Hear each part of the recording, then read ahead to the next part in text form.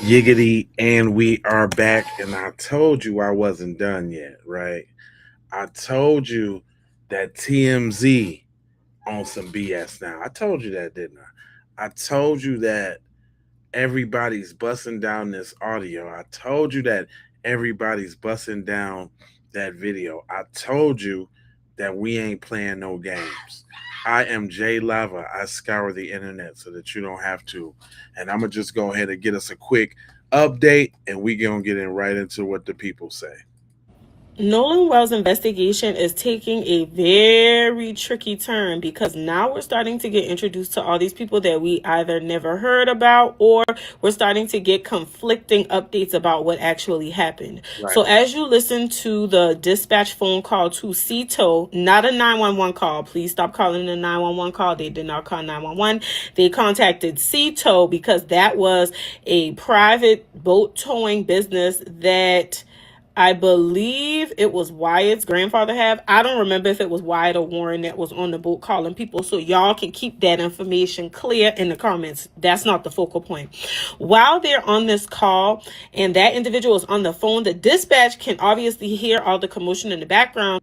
But if the transcription of that particular phone call is actually accurate, they are calling somebody by the name of Bart. And you're probably trying to figure out who is Bart. Mm-hmm. And in their reference to Bart, we later found out that Bart apparently is a football player that is trying to remove himself from this situation completely. But Warren, his good friend Warren, has brought up his buddy, Bart. And so Bart is alleging that he wasn't there that day. However, there's confirmation that he allegedly was on the boat or something like that. Now, with that in mind, Warren has referenced that Warren contacted Bart about the boat sinking and the thing being broken. Mm-hmm. And Bart was like, oh gosh, okay, well then I'm going to just tow y'all. I'm going to connect y'all to my boat and I'm going to tow y'all. So Bart, how was you going to be able to do that if you wasn't there? And why you ain't have a conversation with Warren to clear up the fact that you wasn't supposed to be there, babe? See, this is why this don't make no sense. Also, it appears that TMZ is now saying that it's apparently confirmed that Nolan, in fact, was not on the boat. And apparently they confirmed that by an appropriate source.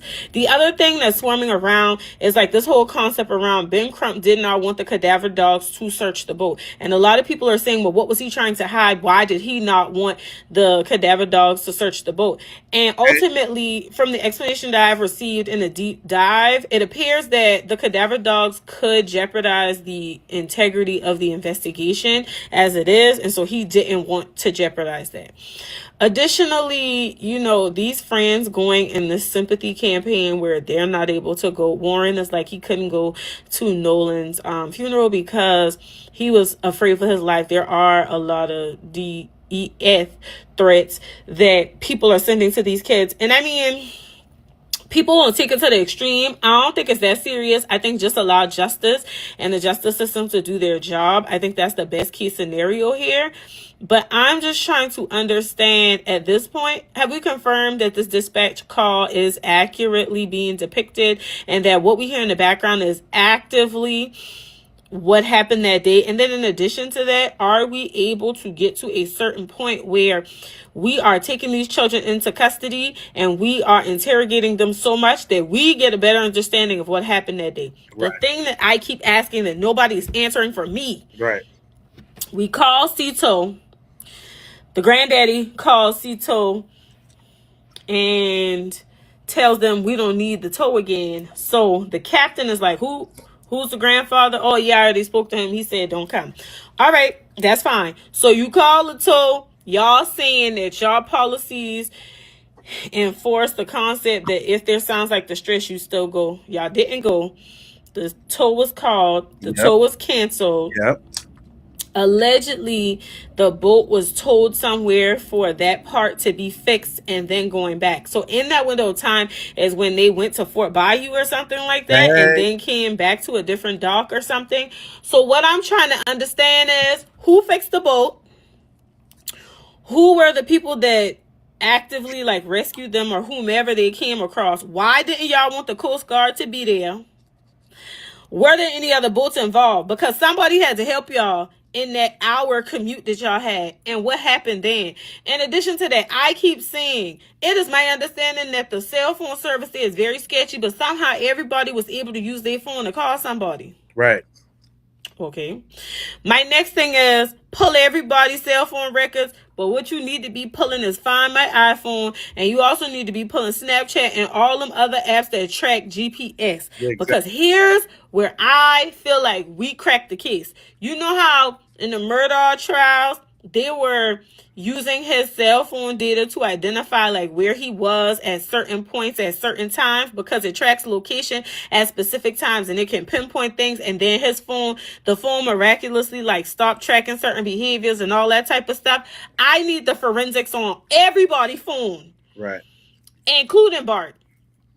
And let's Especially Bart. compare where all these people were in close proximity to each other. Because even if Nolan was left on that island and them children was in that water, it would show two different locations. But if they were close together, they'd all be at the same coordinates. Yep. That's all I have for today. Justice for Nolan Wells. You don't know. You broke that Nolan down. Wells' investigation is No, no, no. You broke that down. I like to get her updates. She be coming through with the updates on it. You know what I'm saying? That's for everybody that's just catching up, right? Shout out uh to Miss Fossey Butterfly that just said Willie D said he had a picture of Katie. I'm trying to check that out. I just found something real quick. Let's check it out real quick. I'm gonna go off the beaten path real quick because I want to see what's up with this information. But check him out. Remember, Warren said Nolan was cradling Katie. Mm-hmm.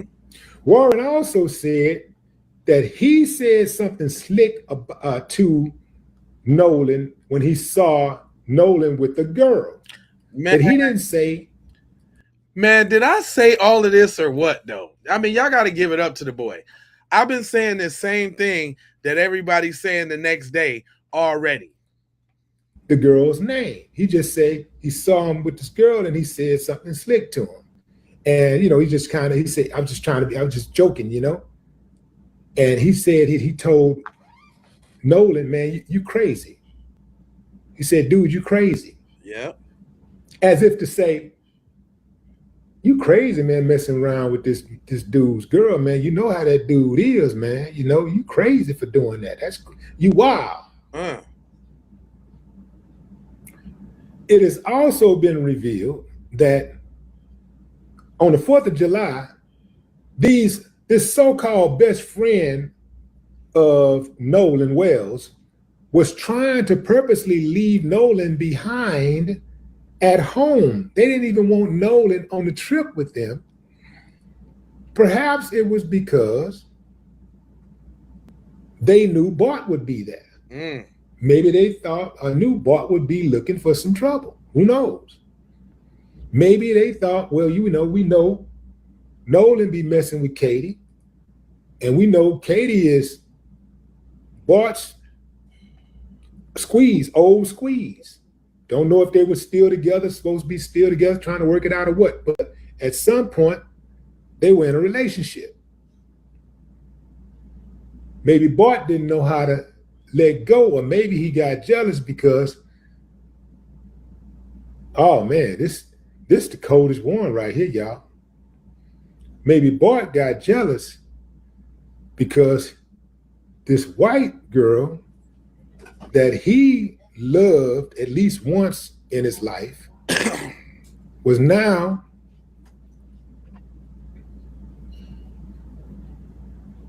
involved with a black guy. Oh man, talk about whoo.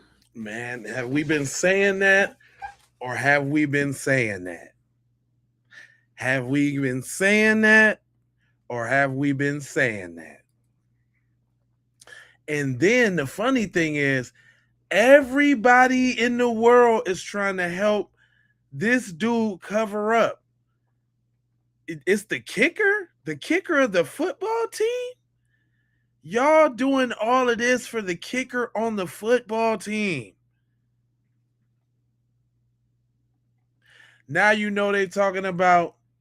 Now you know they talking about is alcohol. Y'all know it's alcohol, right? I told y'all. Remember, I was making a big deal of them saying alcohol in the interviews. Well, check this out.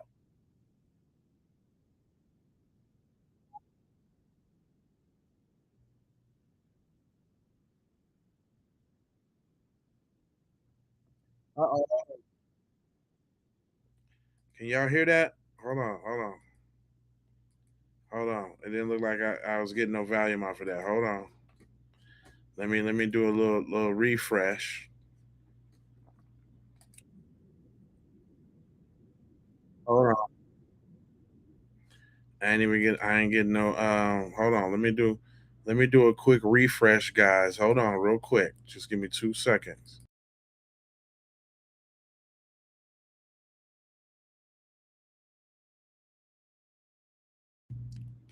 Oh yeah. Sometimes you gotta do a quick refresh. You did? Hold on. Let me get on back. What's up with everybody in the hen house though? How y'all feeling? See, I had to promise to come back. I told you I was gonna come back, so I'm back in the house. I'm back up in this thing, and we gonna rock it out tonight. Tonight is going down. All right, come on, Sammy.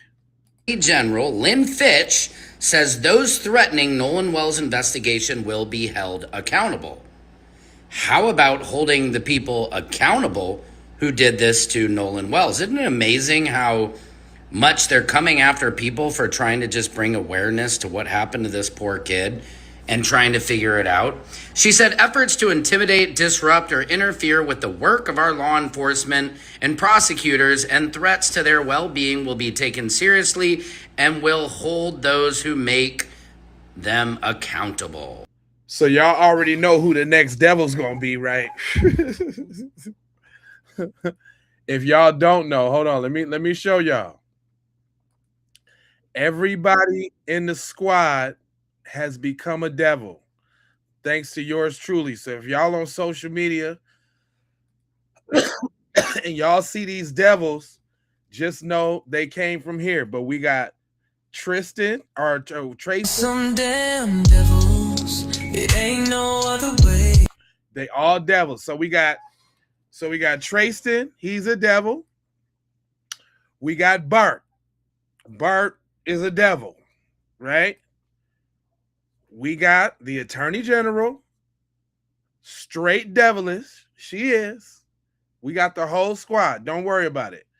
We got Tate Reeves, the big horn devil in charge, that said it was no foul play after he didn't know, wasn't no facts about the case. Even the little chief medical examiner, he catches strays too. His name is Mark Levine. He's a devil as well. We got the Mississippi coroner. His name is Bruce Lynn Jr. Bruce Lynn Jr. is also a devil. Then we got Sheriff Ledworser. His name is Ledbetter, but I call him Ledworser. Sheriff Ledworser, who came right out and said that there was no foul play right off the top. Right off the top, no foul play. Sheriff Ledworser. The only reason I'm doing this because I want y'all to put these faces with these names, okay? So that's Sheriff Ledbetter. Then we got Morgan, who was out there on the boat. He was in the picture with Nolan Wells. This was he was one of the dudes in the original picture. Morgan, right? Dweeb. Then we got Eli Jax. When y'all be hearing that name Jax going around, Jax, it's this nigga. This dweeb right here, Jax. Okay. Then the one they really be talking about, the one whose boat it was on, Bad Suit Wyatt, County Bluebell, Musty Bow Tie Wyatt. That's another dweeb. That's another one of their friends. Also a devil. Because they know what happened to Nolan Wells. You understand what I'm saying? Eric is the one that was on his right side, also on the boat. Little pizza face Eric, another devil, another dweeb, okay? Then we got the apple of everybody's eye. The apple. The one they doing it for. The one they got the cape on for. Mrs. Katie Devilish Mayo Buns McCormick. That's her. That's who they. So this was supposed to be Bart's chick right here. Bart was supposed to be on this one. And then last but not least, we got fake friend Warren the Devil Hudson. Warren the Devil Hudson.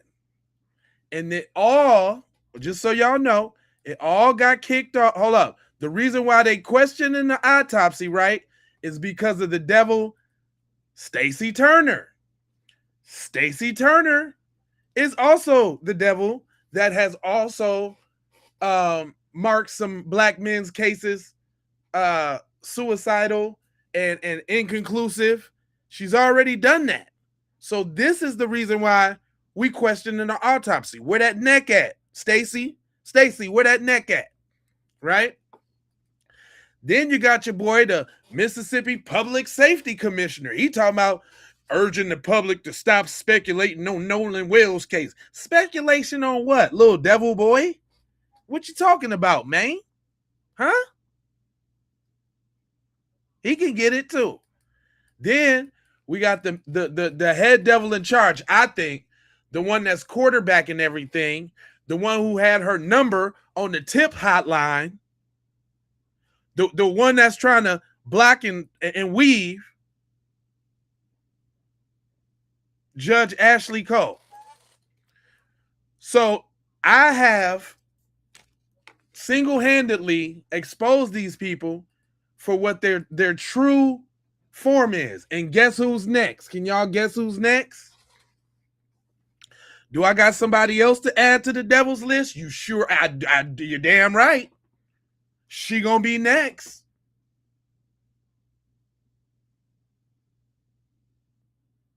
Thank you for the jewels. Oh yeah, she gonna be next. This is what we do here. Make sure you hit that subscribe and like that thing. You know what I'm saying? Because we're not playing games over here.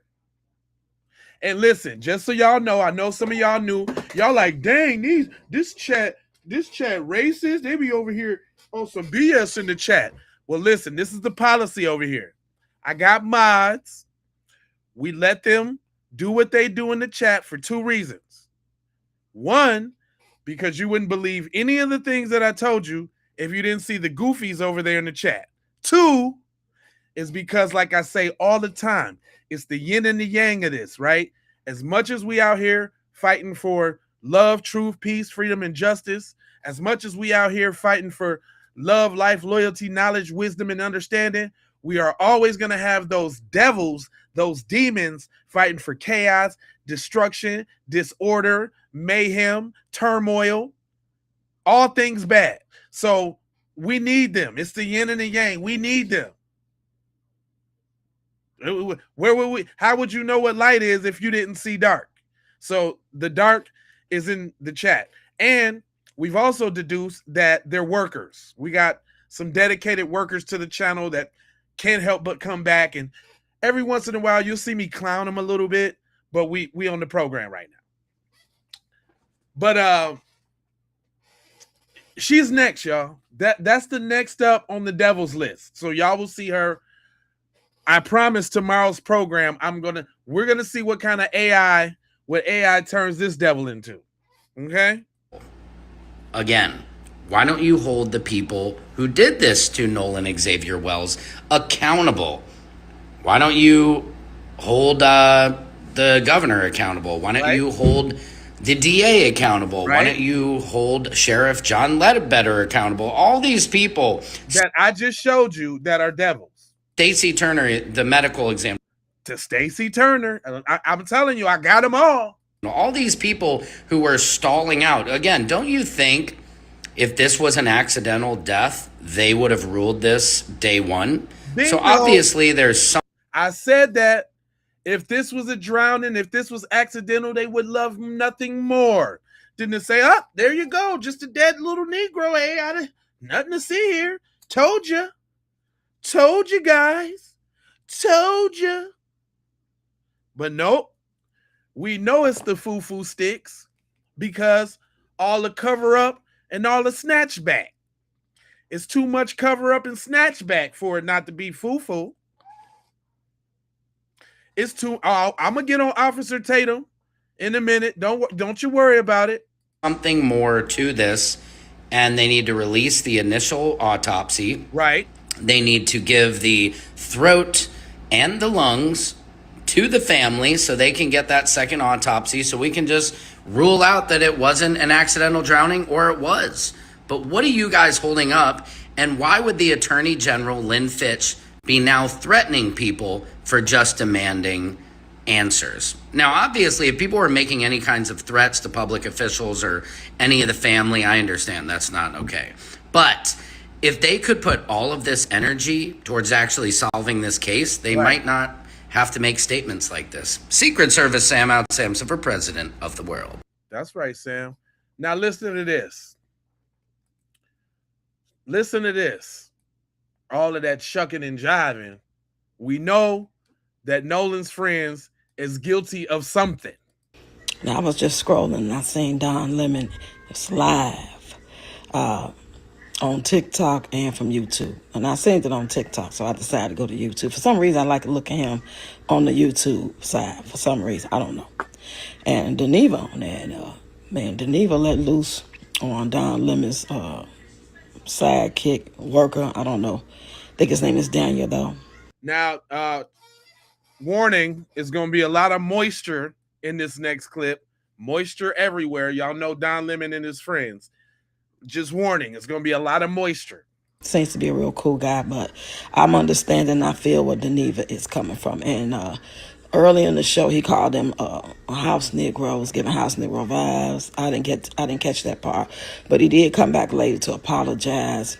But I agree with Deneva, not with the house Negro part, but with the part of the parts that we have heard that we can make out that's clear is enough to know that something ain't right. And them fellas that was all on that boat, whether it was the Wyatts, the Warrens, and whoever the young lady is, and whoever was called, whether it was Grandpa or Ashley, the judge, or another person, another adult, whoever it was, Bart, we know that they know what happened and Nola was on that boat. That's obvious. There was no, I'm not really sure. There is no, we're not sure about that part. Right. Now, can we make out all the words? No. But we heard enough to know what we heard. Exactly. So y'all check this out.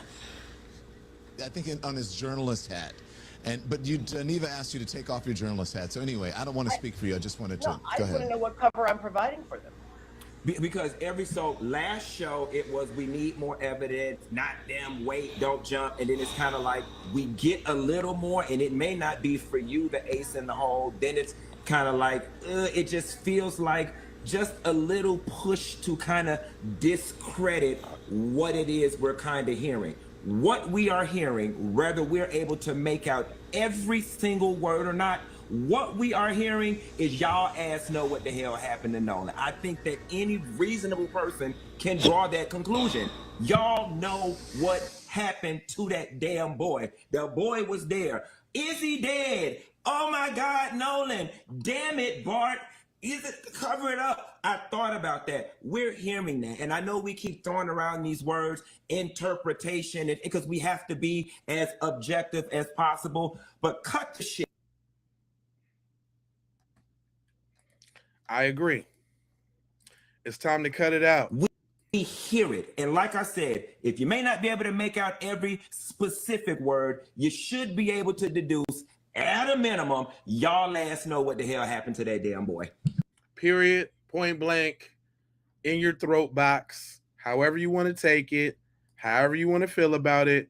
You can feel however you want to feel about it. But he ain't lying though.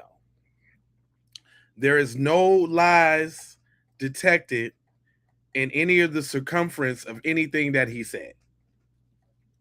And I would just have you know that.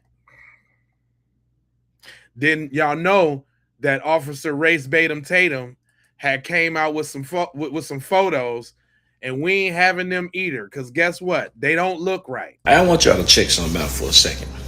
I want y'all to bear with me, because we're going to break down something that Officer Tatum said.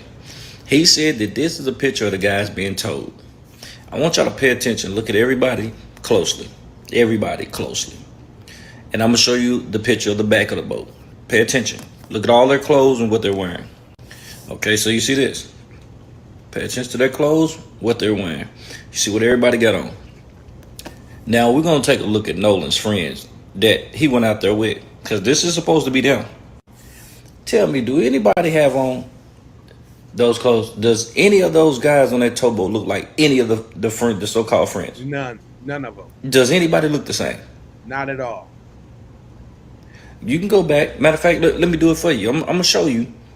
And I want to know if I don't know if they changed clothes or what this mystery is, but do any of those guys look like they're matching? Try to match the trunks. The only one closest dude right here in the dark blue, but his physique is clearly not the same guy. But I just want you to pay attention. Again, does any of this look like it matches anything? Not at all. No, right? I don't know about that right there, but none of this.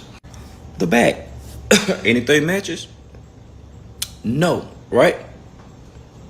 Okay. I thought for a minute that this could be the guy in the red, but in fact, the red shorts that the guy, or orange shorts that the guy that's on the boat with Nolan has on, has like a flower design on. This guy has a solid pattern, so that can't be the same guy. I just want to know where the hell is his friends? Is it the same boat? I don't see him. I don't know if they changed clothes or what, but I'm just saying. Did y'all notice that?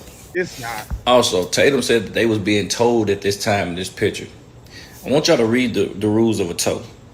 It says no passenger must never stand on the rails, gunwales, or seat backs of the boat while being towed. Passengers should always wear life jackets, remain seated inside the boat, and keep a safe distance from the tow line and to prevent falling overboard during sudden jerks or turns. Safety rules during a tow. Stay seated. Remain in low, designated cockpit or cabin seats inside the hull. Avoid lines. Keep clear of direct lines and high tension ropes in case the cleat or the line breaks. Wear life jackets. Ensure all passengers have on a U.S. Coast Guard approved personal flotation device and it is properly secured. So, okay, that's the rules. Read.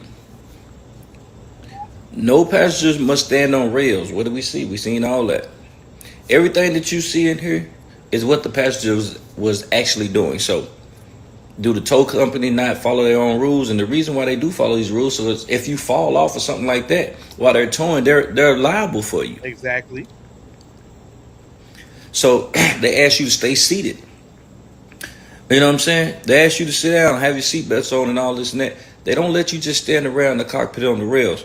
So, are they being told at this time, or is Officer race baiting Tatum just saying that to get us to take our eye off really what's happening? What y'all think? I want y'all to check something out for a second. I'm just saying. I want y'all to bear. They did try to put that out like, look at us. Look, we're getting a tow. Look at this. Look, we're getting a tow. Look at this, guys. Don't believe me? Listen. I know I'm supposed to be working, but I had to stop to tell y'all this. Civil rights attorney Ben Crump has sent out litigation letters to each and every person who was around Nolan Wells during his disappearance. Yes, and these sir. letters are warning them that they are to keep every single text message, Snapchat, photo, cooler, any evidence that could be used in this case. And if you ask me, those kids should have already been arrested and detained until we have answers. But at least this attorney is taking the necessary steps to try to preserve any evidence. I know they're trying to spin this narrative that Nolan was drunk, but baby, Warren already messed that up when he said that Nolan was fine. This media blitz that people like Warren and Tristan are out here doing isn't working in the public. We don't believe it. And that smear campaign that TMZ is on, we definitely don't believe that one. These kids may have lawyered up already and deleted their social medias, but baby, let me tell you, all of that is going to be retrieved. And when this case gets cracked, they are going to be held liable. We are not going to stop. I know. Now. You know, I refer to Kim sometimes when she ain't cursing up a storm, cause she be breaking down like the psychology of them folks.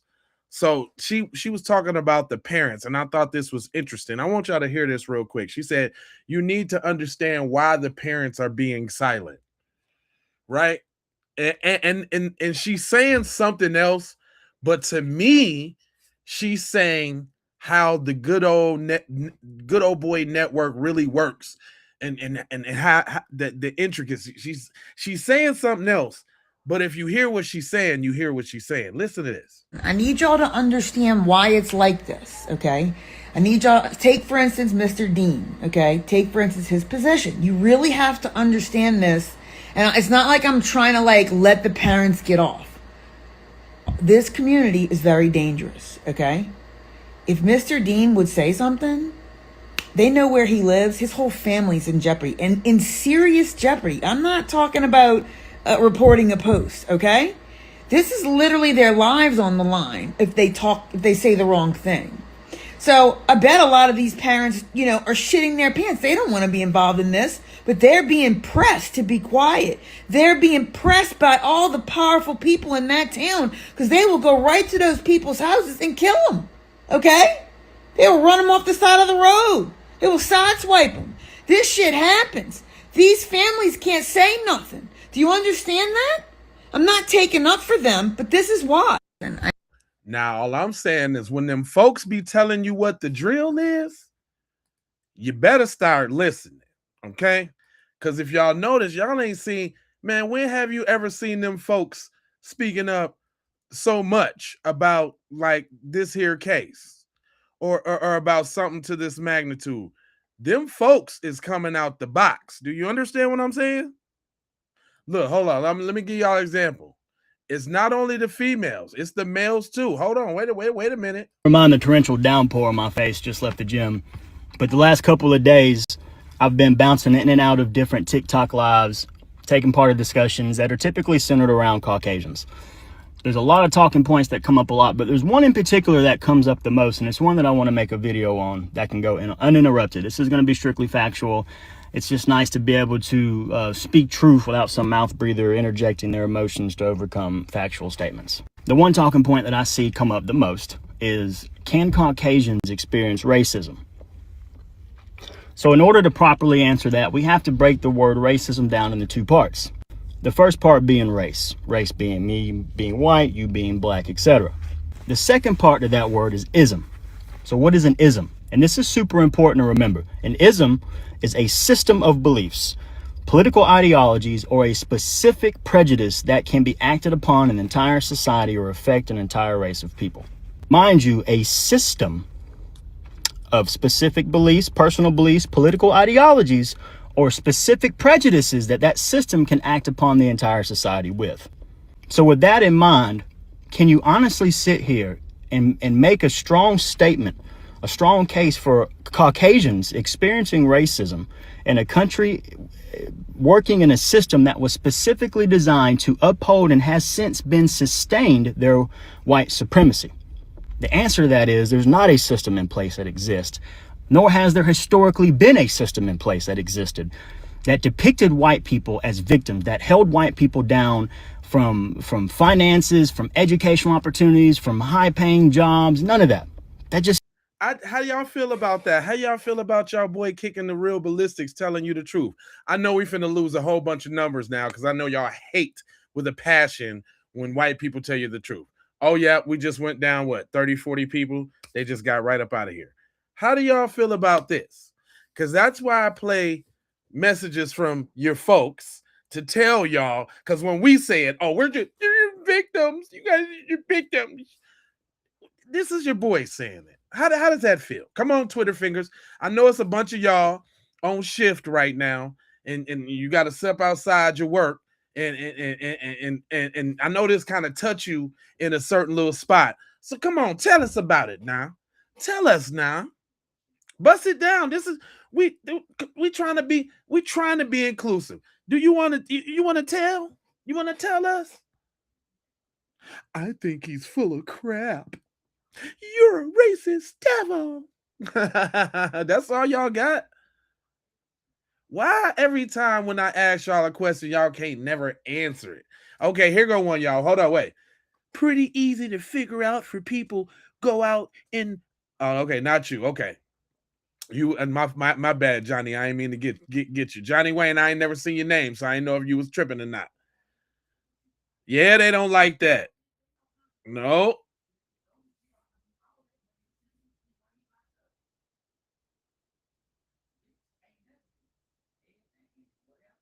I was just trying to give y'all a little chance to for a retort. I don't see anything. All right, so I'm gonna go ahead and let that go. Go ahead and let him cook. Simply doesn't happen. See, where Caucasians get fucked up at in this whole speaking point is you're confusing what it is to experience prejudice or discrimination for racism. Meaning you have anecdotals, right? Maybe you got discriminated against at your job because you're a male or because you're white. Maybe somebody called you a cracker or a honky or a snow roach or an 8.5 or a sun dodger. Stormtrooper or a cornstarch warrior. At most, your feelings get hurt. That's all. That's all you get. Little feelings hurt. You get a little tap on your bottom, and it don't feel. Look, I lost about 100 people when I said that. They can't stand that. Ooh, they be jumping up out of here. Man, you know what I notice about these numbers? They be in here watching like a mug, but they be getting in their feelings when they start hearing about themselves. They be getting in their feelings. If you know, you know. What's already known ain't got to be explained. Cornstarch warriors, I caught that. I liked it that one too. I liked it that one. I was like, I'm gonna have to tuck that one in there somewhere. I'm gonna have to tuck that one. Cornstarch warriors, I'm gonna have to tuck that one.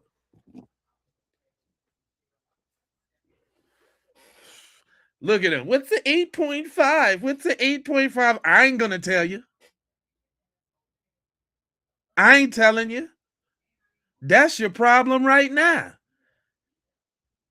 You're dipping in the mustard and you can't catch up. That's your problem. That's your problem right there. Envelopes, yep. Come on now. That's your problem. You always trying to know something. You always trying to know something with your nosy ass. Or because you're white. Maybe somebody called you a cracker or a honky or a stormtrooper or a cornstarch warrior. At most, your feelings get hurt. You see, that's anecdotal. It doesn't affect an entire society as a whole. In order for that to happen, there has to be systems in place to oppress you, to take those stereotypes that you get put upon, to take that discrimination that you experience, that anecdotal discrimination you experienced, and widespread it across an entire race where it holds you down. So is that what's going on in this Nolan Wells case, y'all? So what's going on in this Nolan Wells case is these little 8.5s over here in the comments mad because we looking at them all, we giving them all the devil side eye. Oh yeah, that's why they're mad. They're mad because everybody's looking at them like they demons. And they're like, no, man, that's not fair. Everybody's not like that. Well, you spent all that time not saying nothing, not speaking up, letting your people run wild. And now that we calling your folks out, you don't like that. Now you don't like it. Now we're not being fair. Now we got to wait for all the facts to come out. Why don't you guys wait till the investigation concludes, you know? Just all the facts to come out. No. Even mad. Listen, y'all, they even mad because you got the nerve to have the conversation with your cheering talking about don't go around these folks. They're mad about that. What do you mean don't go around us? They might come up dead when they're around you. What you mean what I mean? What do you mean what I mean? We're not all like that. But we all on food stamps though. But we all EBT though. We're all lazy. We're all victims. That it works both ways, bro. It works both ways. And I think y'all feeling that right now. You feeling it. And guess what you're going to have to do? You're going to have to hold this L. You're just going to have to hold it and cradle it. Just like Nolan was Katie's buns. You're just going to have to cradle that.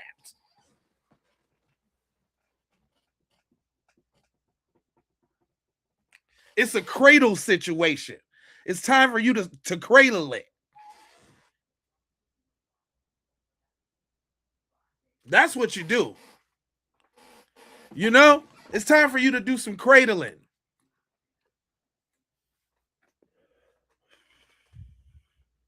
Yeah, you care because you over here. I'm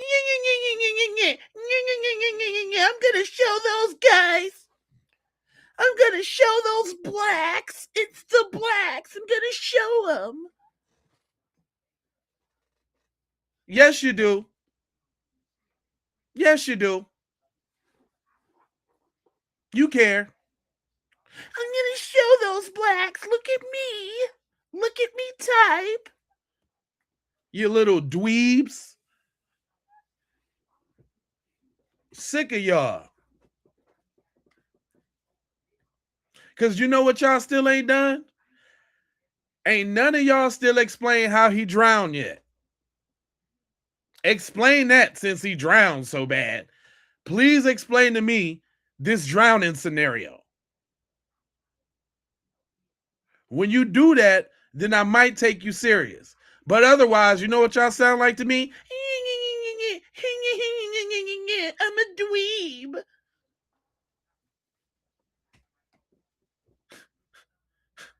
All of y'all. Especially you workers. Island Charles, that's what's up. Welcome to the family, bro. This is how we do. Yeah, crickets like a mug. Neon crickets. Hey, and I always lose a couple hundred people, but you know what the beauty of YouTube is? They're gonna send a whole nother wave of dweebs in, and I'm gonna get them again. I'm gonna get them one more time. Now y'all need to hear what your boy's saying, because when they be telling the truth, y'all don't be wanting to listen. Word, Charles, I appreciate that. Y'all need to listen. Let me bring it back, because he was telling you now. Caucasians get fucked up at in this whole speaking point is you're confusing what it is to experience prejudice or discrimination for racism.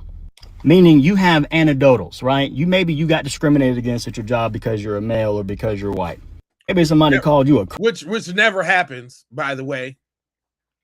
That's a little of his whiteness bleeding through, but I feel the message, brother. I feel the message. But that never happened. You might have thought it was happening, but that never happened. That was a slight little DEI little that never happened, bro. But go on. Cracker or a honky or Snow Roach 8.5. Mayo Mafia. Translucent Salamander.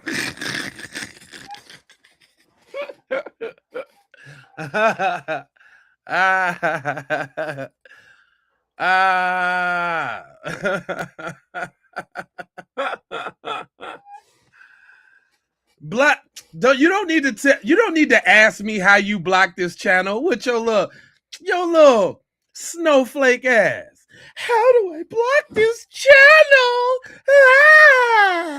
channel? You're a buster. That's what you are. I ain't saying this stuff. He's saying it, okay? I learned it by watching him. Okay? I learned it by watching him. Okay?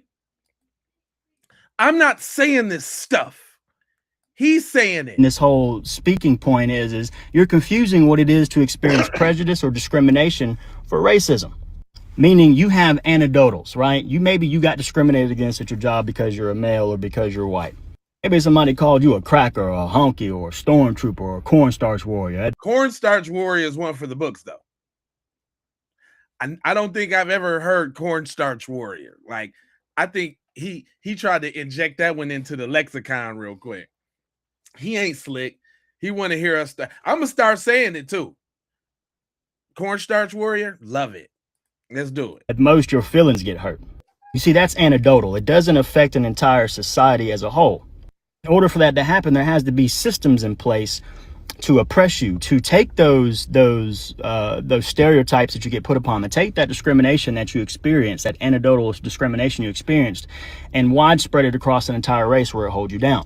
That's just simply not possible in this country. It's almost as cringy as a talking point of trying to say that white people were slaves at one point in time. That's just simply not true. Indentured servants? Absolutely. See, to be an indentured servant, you had a debt that you had to pay off, and you went into a contractual agreement with another individual to pay off that debt. Now, mind you, this was very grotesque forms of peonage, but there's still an end game.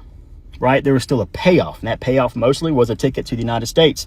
Sometimes it was a piece of land, sometimes it was livestock, but there was a beginning, there was an end, there was a contractual agreement. You had to agree to do this, to be an indentured servant. Completely different than chattel slavery. You weren't born into slavery. Your kids weren't forced to procreate one another to create babies into slavery. It simply is a mute talking point, and it is the worst deflection Caucasians can come up with to evade accountability. Damn. Just like that. Just like that. Yeah, the truth hurts sometimes. It do. And I try to be fair and give y'all a little bit of truth on the other side of the game. On the other side. Just a little bit.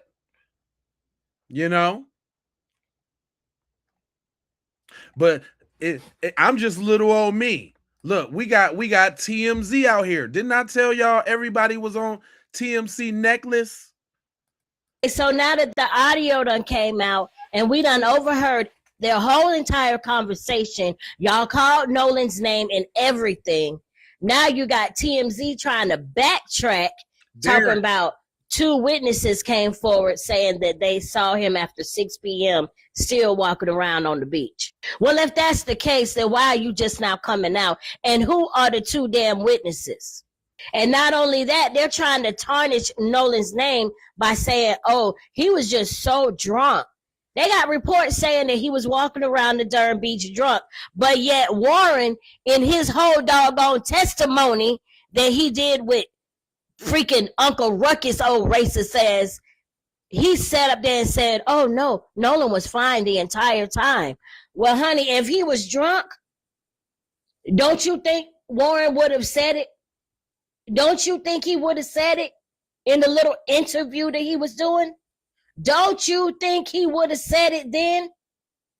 Why now all of a sudden that this audio done come out, now y'all want to talk about, oh, he was drunk. Oh, he was there walking around after 6 p.m. Stop lying.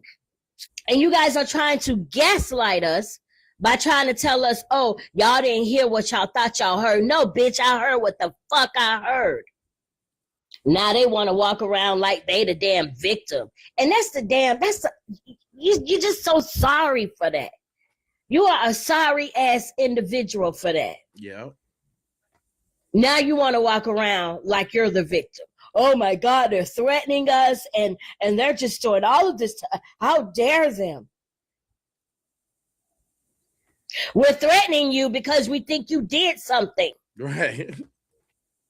And then there's evidence showing that you did it. All of this evidence points to you guys. And people are like, oh, there's no evidence. Yeah, there's no evidence because these idiots ain't doing no doggone arrest. But that don't mean that we don't see what the hell we think we see. We know what the hell we see.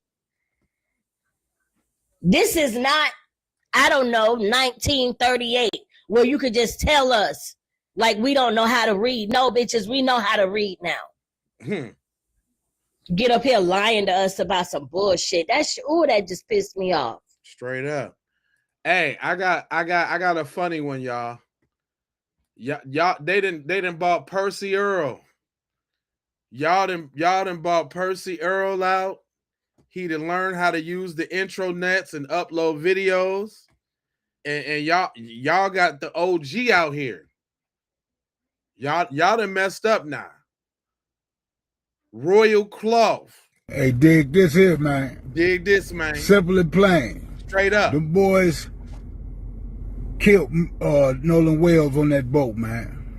You can hear it in the audio. You hear it in the audio plain as day. And they also got code words.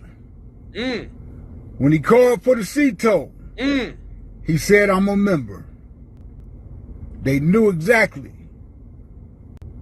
what to do after that. You could hear it in the dispatcher's tone and in her conversation. And as she relayed it to the next person she had called, who had already been on the phone. You did? Just at the same time with the grandfather. Come on. Now, how did the grandfather get involved in this? Come on. To know what predicament they was in already. They locked in, man. They've been operating out of this playbook for centuries now. Y'all done brought OG out the woodwork to drop some game on you. I'm just saying, stop when he lying. OG been paying attention. They know how to cover up the murder of a black body. They know the protocol. From the sheriff to the judge, the boy's stepmama, to the grandfather, to the dispatcher, to the what's them people called? Yeah, the coroner, the medical examiner. Not the National Guard, but the other people. You know who I'm talking about. They all involved in the cover-up. They locked in. They tied in. Everybody involved is heavyweights. Y'all did not. I've been telling y'all that thirst them folks got, that thirst ain't went away. OG trying to listen. Listen now. OG trying to bust it down for you. But the cat is out the bag. The audio proved it. They was killing Nolan Wells while they was on that boat making that call. And he was deceased. Period. Point blank. Why involve race? Because this country, let alone Mississippi, come on, has a deep-seated history of racism. It's in the DNA of the system. That's right. Best believe that. Let's not drop the ball. Let's not let this fizzle out. Apply the pressure. Continue to apply the pressure. As Willie D say, on these uncivilized mutts. Hey. He quoted Willie D. Nigga, I ain't heard Willie D in so long. But OG was spitting. I ain't heard him in a long time. But y'all done brought Percy Earl out the game to sprinkle you one time. If that's the last thing he do, he about to sprinkle you with some game. You better heard what he said, boy. So not only TMZ, but now we got ABC. ABC is in on the cover up too? Say it ain't so. So y'all, this is exactly why so many people have lost trust in mainstream media. I just watched ABC News coverage of the Nolan Wells case, and something immediately stood out to me. They're playing the audio without the background noise, and then they're repeating the friend's version of the events as. And they playing the one without the background noise because they trying to disqualify the sister. And I got a whole post of this racist chick who tried to put the sister out there who made the audio. Did y'all know that? Pulled up some of her old mug shots and everything. I'm talking about this cover up thing is going deep. Stick and stay with me real quick. I got some real dust. We just scratching. As though that's exactly what happened. They're not saying according to the friend. They're not saying that this is the friend's account. They're presenting it in a way that sounds like this is fact, okay? And that matters because when millions of people hear a story framed a certain way, they naturally form opinions before the evidence is available. And for me, that is very, very, very sad. Yeah. I'm not saying anyone knows exactly what happened that day. That is precisely the point. We don't. The media's job should be to report what is known clearly, okay? The allegations, the personal accounts, allow the facts to develop. When reporting starts sounding like fact and like there is no dispute and this is what happened, you're swaying the public's opinion. Like, they know exactly what they are doing, because once public opinion is shaped, it is very difficult to undo, even if new evidence later tells a different story. Right. It's sad, and these news outlets, they should be held accountable for when they present the news like this. Like, go and watch it for yourself. I don't even want to post it on here because Oh, we'll watch it. Don't worry about it. Thank you, sis. I will appreciate that. Let me drop a little like on that thing right quick. I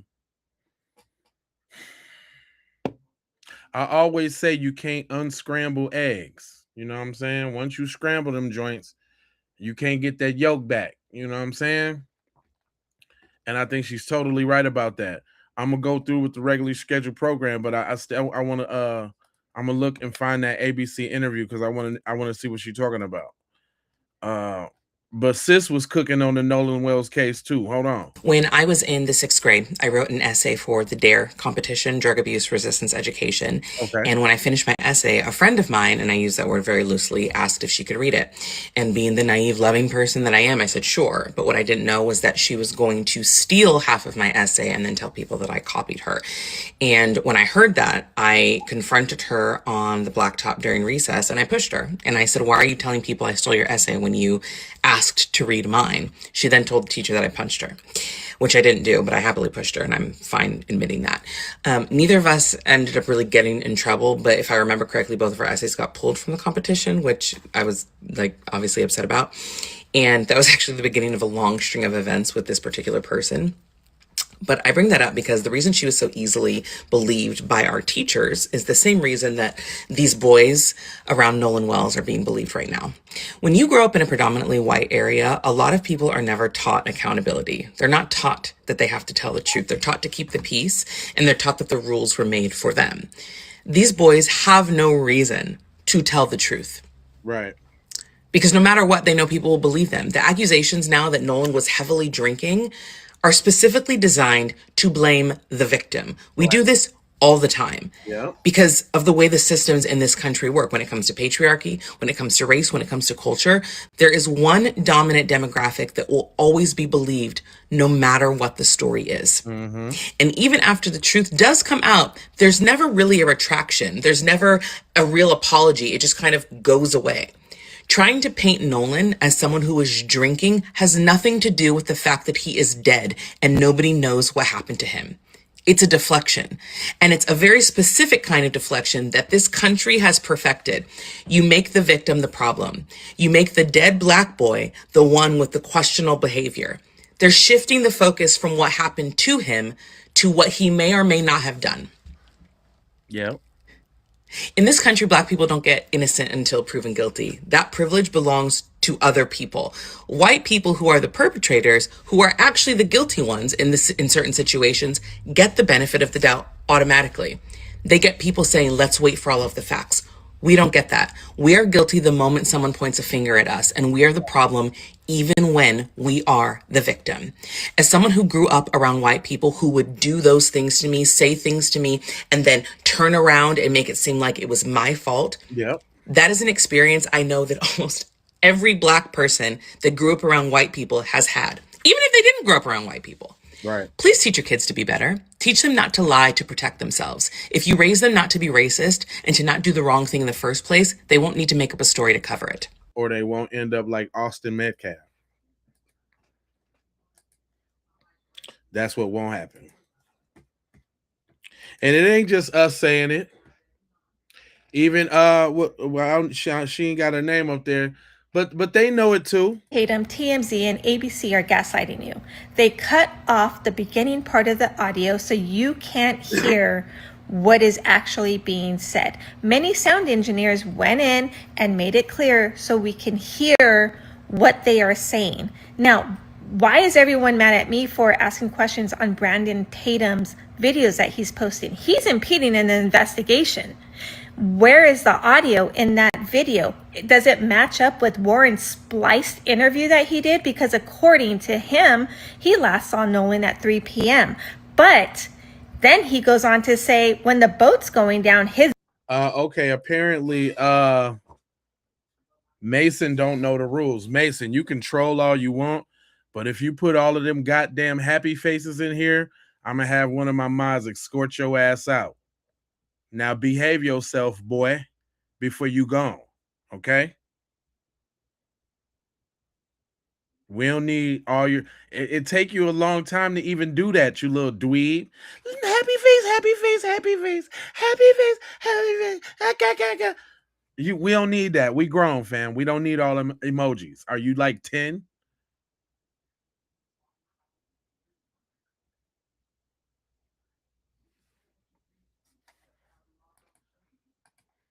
buddies are saying, Nolan, get the F on the boat. Well, can you hear that in the audio? Is that before or after? Because they also said there were 3 boats back. Not to mention, we can hear Bart being called out, who wasn't supposedly even in the area for over a year and who is also supposedly dating Katie before. And look at that. I went through all that without making it a race thing. Brandon Tatum, TMZ, and ABC are gaslighting you. Right. They cut off the beginning part of the audio so you can't hear what is actually being said. Many sound engineers went in and made it clear so we can hear what they are saying. Right. Now, why is everyone mad at me for asking questions on Brandon Tatum's videos that he's posting? He's impeding an investigation. Where is the audio in that video? Does it match up with Warren's spliced interview that he did? Because according to him, he last saw Nolan at 3 p.m. But then he goes on to say when the boat's going down, his buddies are saying, Nolan, get the F on the boat. Yep. Well, can you hear that in the audio? Is that before or after? Because they also said there were 3 boats back. Not to mention, we can hear Bart being called out, who wasn't supposedly even in the area for over a year and who is also supposedly dating Katie before. And damn, she spilled all the tea just real nice and concise. That's see, now we getting down to the nitty. It's coming on now. Every day, a little drip, a little drip. And we've been saying it for the longest time. It's about that girl. Cause and we, you know who gave it away though? It was Warren and it was Trace that gave it away because they both had something to say about Katie. Like they just couldn't let it go. Like they even had to make it known. Yeah, I said something slick to him about Katie. Then and Warren was like, yeah, he was over there cradling Katie. Like they was both about to have a heart attack about that. Purple flower, hey.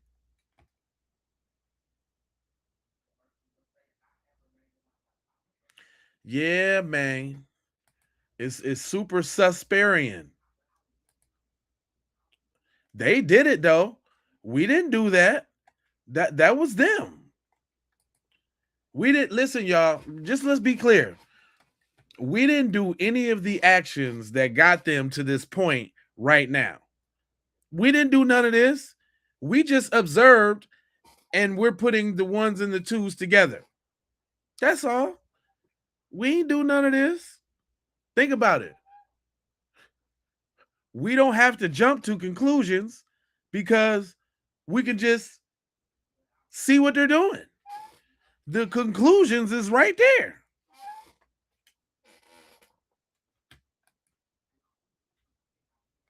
Now, I like sis because she been coming with the read between the lines. She say Jackson County Deep State Mafia covered Nolan's death up. Check her out now. Now listen. These people are moving like B613 because what we are dealing with is deep south, old money, deep state mafia.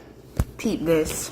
The reason why everyone's so fucking confused about this Nolan Wells case and the story that they're giving us because it's BS is because from the jump, we have been manipulated. They manipulated everybody with lies from the jump. The story does not make sense because this is orchestrated from start to finish. And the cover-up is orchestrated from start to finish because they've done this before. I told y'all, and I like to say this. They didn't expect that the internet the lawyer dude, Al Sharpton, what's his name? Byron Allen, Tyler Perry, Terrell Owens, Colin Kaepernick. They didn't expect all of that to go on, right? Just think about what they thought it was going to be. They thought it was just going to be, it was no foul play, drowning, over and done with. But no, the pesky, we would have got away with it if it wasn't for those pesky Negroes. Right? So I think she on to something. There's a network of people that have covered up murders before, and that is why a call was made to see Toe just to put them in a place that they're not at. Right. They're not at Horn Island when they make that call. They're somewhere else. I said that. I thought that. I didn't voice it yet.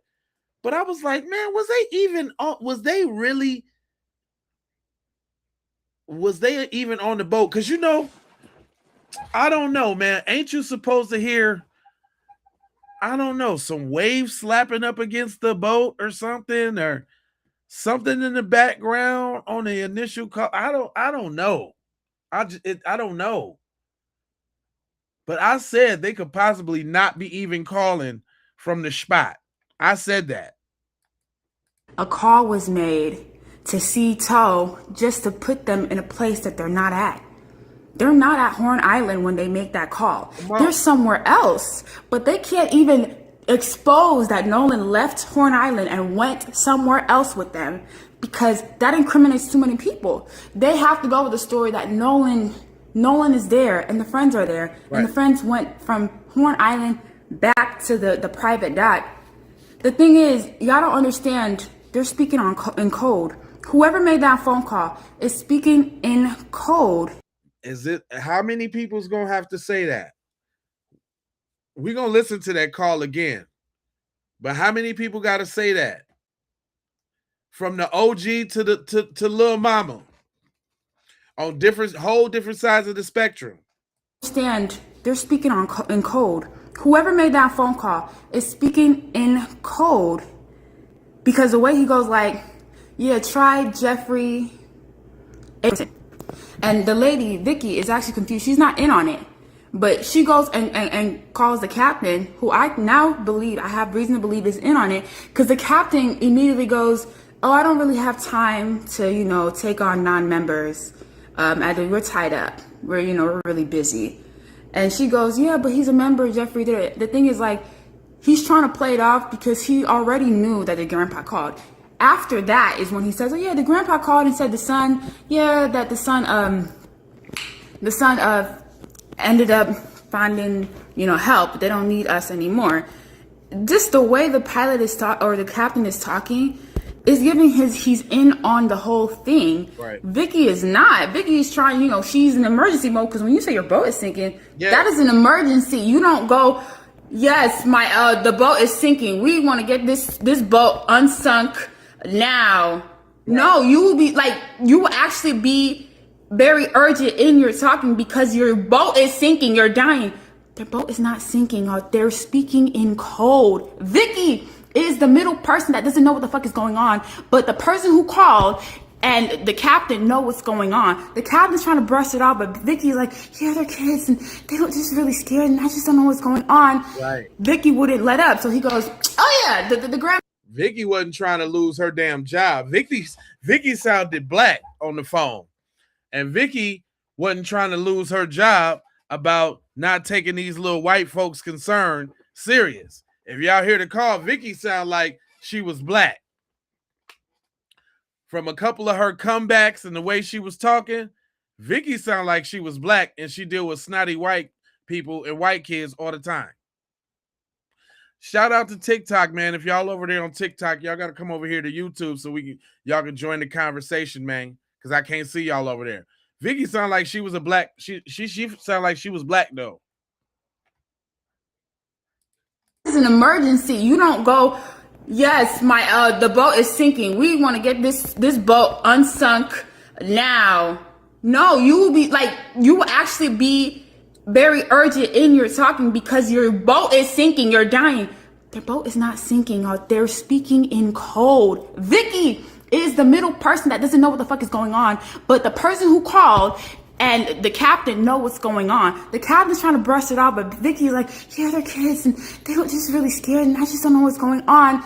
Vicky wouldn't let up, so he goes, oh yeah, the grandpa called and he said, yeah, they're, they don't need any help anymore and they fixed it. Let me talk to the grandson and then I'll talk to the grandpa again.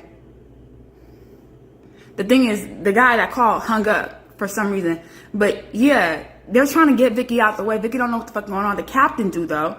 That is cold, because most likely they were going to find a way to take Nolan's body somewhere else. That's what people are not getting. And that was what was stumping me, because I was like, what the fuck is the point of making this call? Okay, give them an alibi to put them on Horn Island when they're not there.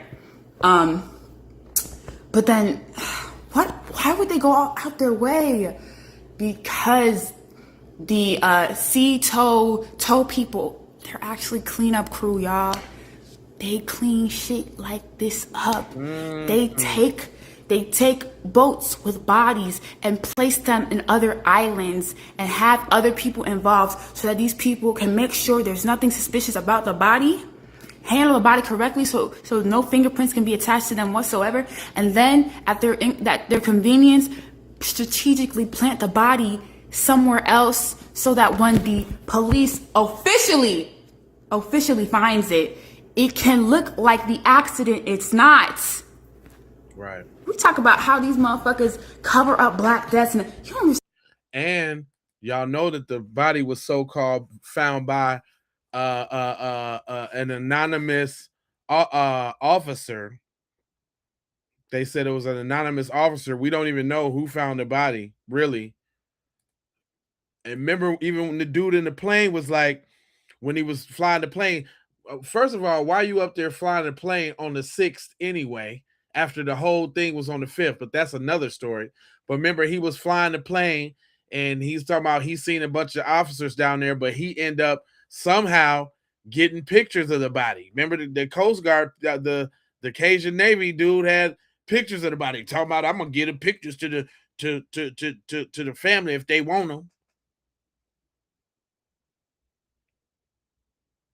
The sheriff is part of the cleanup crew. But she cooking though. Don't tell me we ain't got no great black minds. Don't tell me that. She cooking.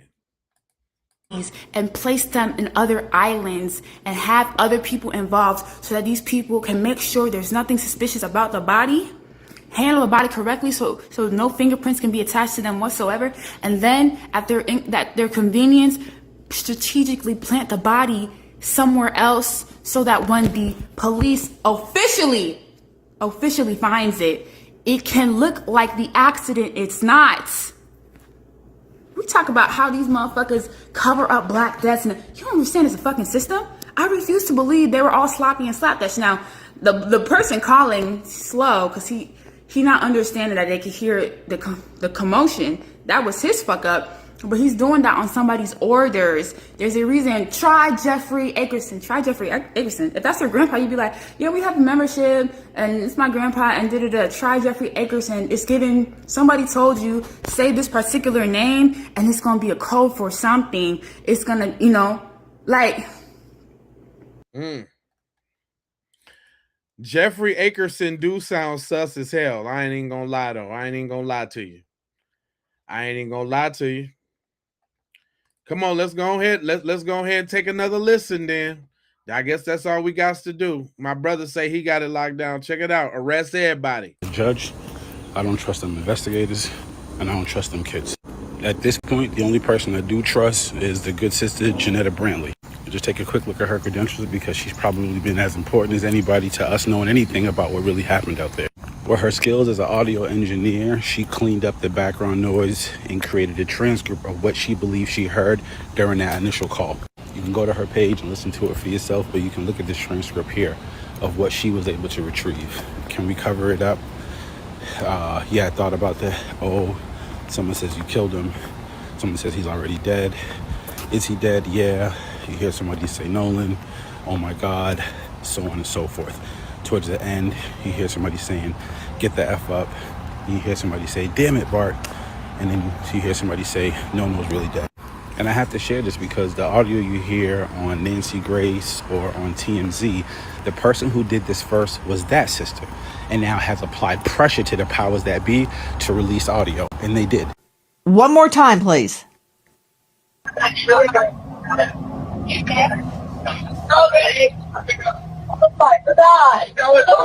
Detail assistance, Vicky speaking. How can I help you? Now, here's who released this audio.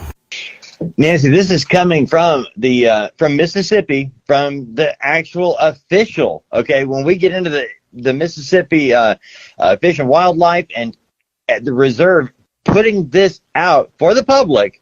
This audio is from the Mississippi Division of Wildlife. It's their official audio of that day. Now, mind you, they don't put this audio out until this sister releases the audio, right? Then all of a sudden, the Mississippi Wildlife, they release it. It wasn't the FBI, CIA, detectives, Coast Guard, nobody. It wasn't until that sister released that all of a sudden we got some official audio now. Right. And if this audio is authentic and real, then there's multiple folks that's involved in this cover-up. From the judge, stepmom, to the detectives, to all of them. And on this Tuesday, we still have no indictments, no charges, no arrests. Much love to the Wells family. I don't trust that judge. I don't trust them investigators. And I don't trust them kids. Was he spitting or was he spitting? You can't tell me we ain't got no great minds. I'm just really not trying to hear that.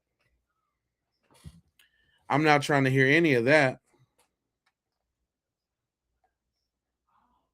I'm just, it just don't make no sense.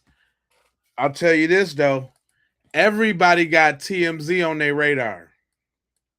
I'm gonna tell you that right now. Everybody got TMZ all on their radar right now. Check this out. Hey guys, a huge breakthrough in the Nolan Wells case, okay? TMZ magically, after the first 30 seconds that they edited it out, and the sound was out, it was enhanced, there's all this stuff going on. Go ahead and watch my live. An actual audio-visual veteran of 20 years actually broke down without AI what was true, what was fake, and what was true was horrible, okay? However, conveniently, okay, just conveniently, after new evidence leak, the moment verified audio is literally enhanced and revealed, now TMZ is able to get in contact with all the kids and all the investigators. The district attorney told us to hold off and they can't release information. They're now giving quotes to TMZ. The first 30 seconds were released and sound in house. Also, and keep in mind as we read this breaking story, Nobody is disputing what was heard in the audio. You guys remember when I said this is clean up city and cover up? And as new facts become available, they keep changing the story. Let's get into this, all right? TMZ says evidence shows that Nolan was on the island when the Ferns boat left. I said, what's the evidence? A Snapchat, a picture? You better not say two magical witnesses. Spoiler alert, it is two magical witnesses. They said evidence apparently shows Nolan Wells was still on Horn Island when his friends left the boat. TMZ has learned. Sources with direct knowledge on the investigation. Now, remember, the Mississippi DA was like, we cannot release any information or the autopsy to protect the sanctimony. But yet TMZ is flowing all through the law enforcement people getting the deep down on what happened. All right.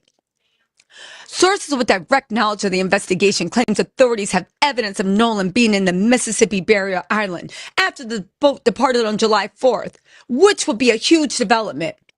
We're told at least two witnesses who were interviewed by law enforcement say they saw Nolan on the island after the boat headed back to mainland. That's significant for many reasons.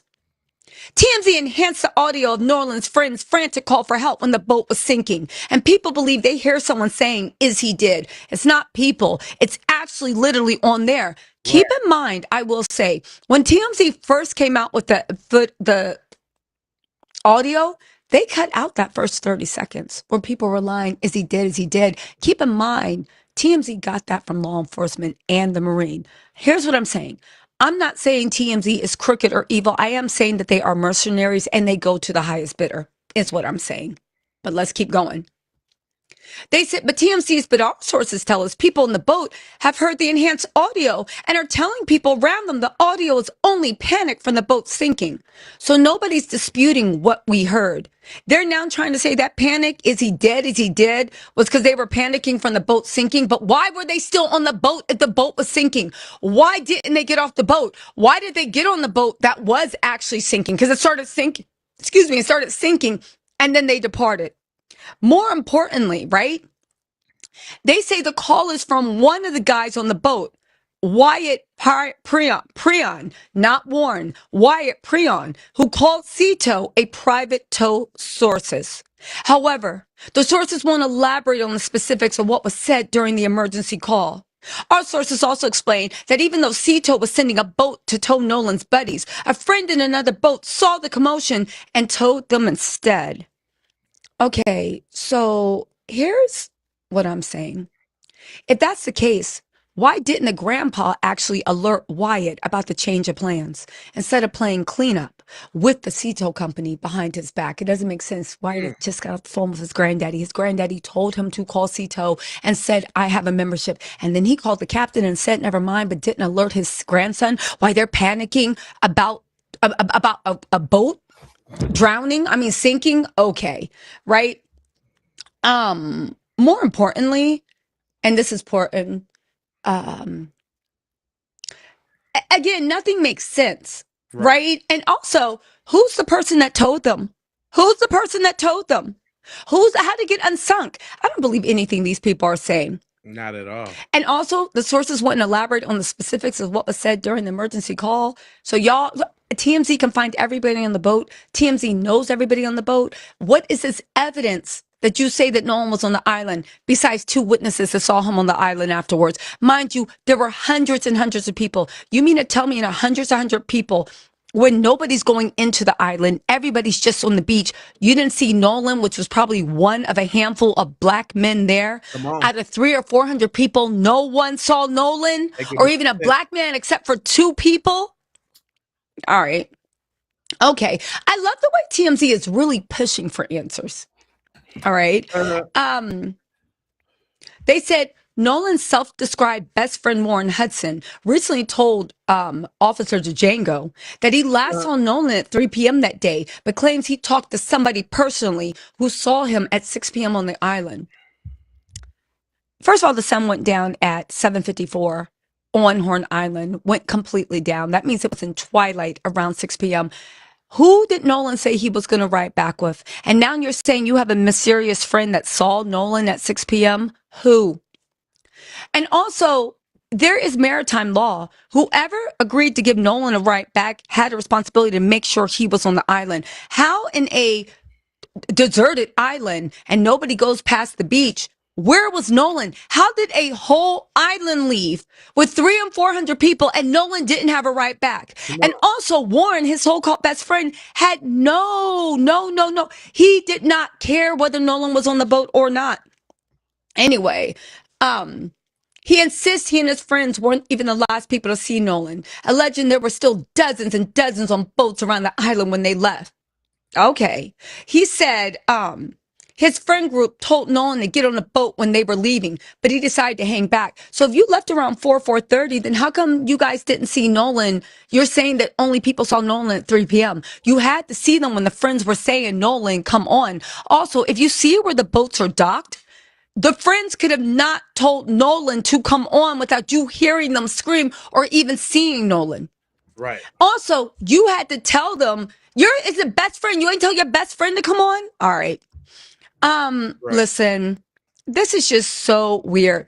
This whole thing, they need to just wrap this up and bring up charges because it's literally a bunch of morons trying to, as the facts keep expanding, they keep trying to expand their story to encompass the facts, and it's just not making sense. Okay? It's weird. It's weird. It's weird. But Illy Lily on Philly actually said this, and they said this is a wild article with convenient timing. The audio being released really screwed up their stories and timelines, and now they're scrambling and everyone's talking to TMZ. And as TMZ playing lawyer for them. I still can't get over how TMZ of all places intentionally edited out the most important part of that phone call and is now playing defense attorneys for them. Again, this article was just released. This is breaking news, y'all. Let me know what you think in the comments. Stories developing. There's an actual psychologist, licensed mental health professional that's actually breaking down stuff that I think I want to hook up to the story. Make sure you turn your notifications on. Promise. I'm going to have, by the time you're finished watching this, I should have the other video up. But you guys, this case is falling apart. Thank for the evil people. Thank goodness. And it looks like we are going to get justice for Nolan Wells very, very, very soon. I like the way she break that down, boy. I'm gonna tell you right now. Listen here. Let me also explain just a little something here. First off, let me shout out to the top fans on each channel. We got Tanea on J Lava. We got Reflex. We got Mortal Men. We got Jarvis. We got Purple Flower 26. Shout out to y'all, top fans on this here young episode. Let me see. Let me go on over here to the Keep It P. Let's see who rocking on the Keep It P real quick on the real quick side of the game. We got a who on the leaderboard over there? We got Mr. Lake Show 11. What's up, homeboy? I seen you tap in earlier too, Playboy. Holding it down on the Keep It P side of the game. And then let me go see who on the Raw real quick. Let me check the Raw side out. Who's rocking on the Raw real quick? We got the top fans on the Raw. We got Foxy Butterfly, and we got yours truly, beloved. Shout out to y'all in there rocking and rolling. I feel y'all. I just want to, give y'all a little round. You know what I'm saying? Because I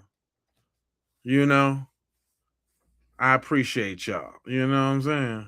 Because I could be talking to myself.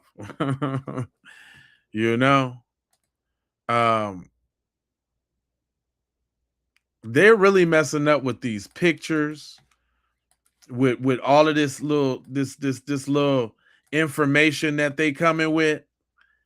They really, Mr. Lakes, I appreciate you. This fakery that they coming with, check it out. TMZ and Officer playing in our face. Y'all are playing in our face yet again. Cause help me understand how it would make any logical sense that the photo that you're showing us of the boys allegedly being towed on the boat could be happening at the same time that the emergency call went in? Right. Help me understand. I'm just asking. I just need to understand the logic behind this. We now have new video that shows he was not on the boat after leaving Horn Island. So in the video, you can see somebody on the phone, and there was an emergency call that, was later released. I also find it odd that y'all are not referring to the photo as the alleged photo. Y'all are not referring to the photo of the boys being towed on the boat as alleged. Right. So y'all have confirmation that that is actually from that day? TMZ, who says allegedly like nobody else in the world and has lawyers on their team. Right. Y'all didn't think to say that it was alleged? Right. It's getting weird. At this point, it's getting weird. TMZ and officer playing in our face. Y'all are playing. It is getting super weird. Look, everybody can't be talking about the exact same thing. There's no possible way that everybody is saying the exact same thing. Like we're all like we all must be must be dumb. Hold on.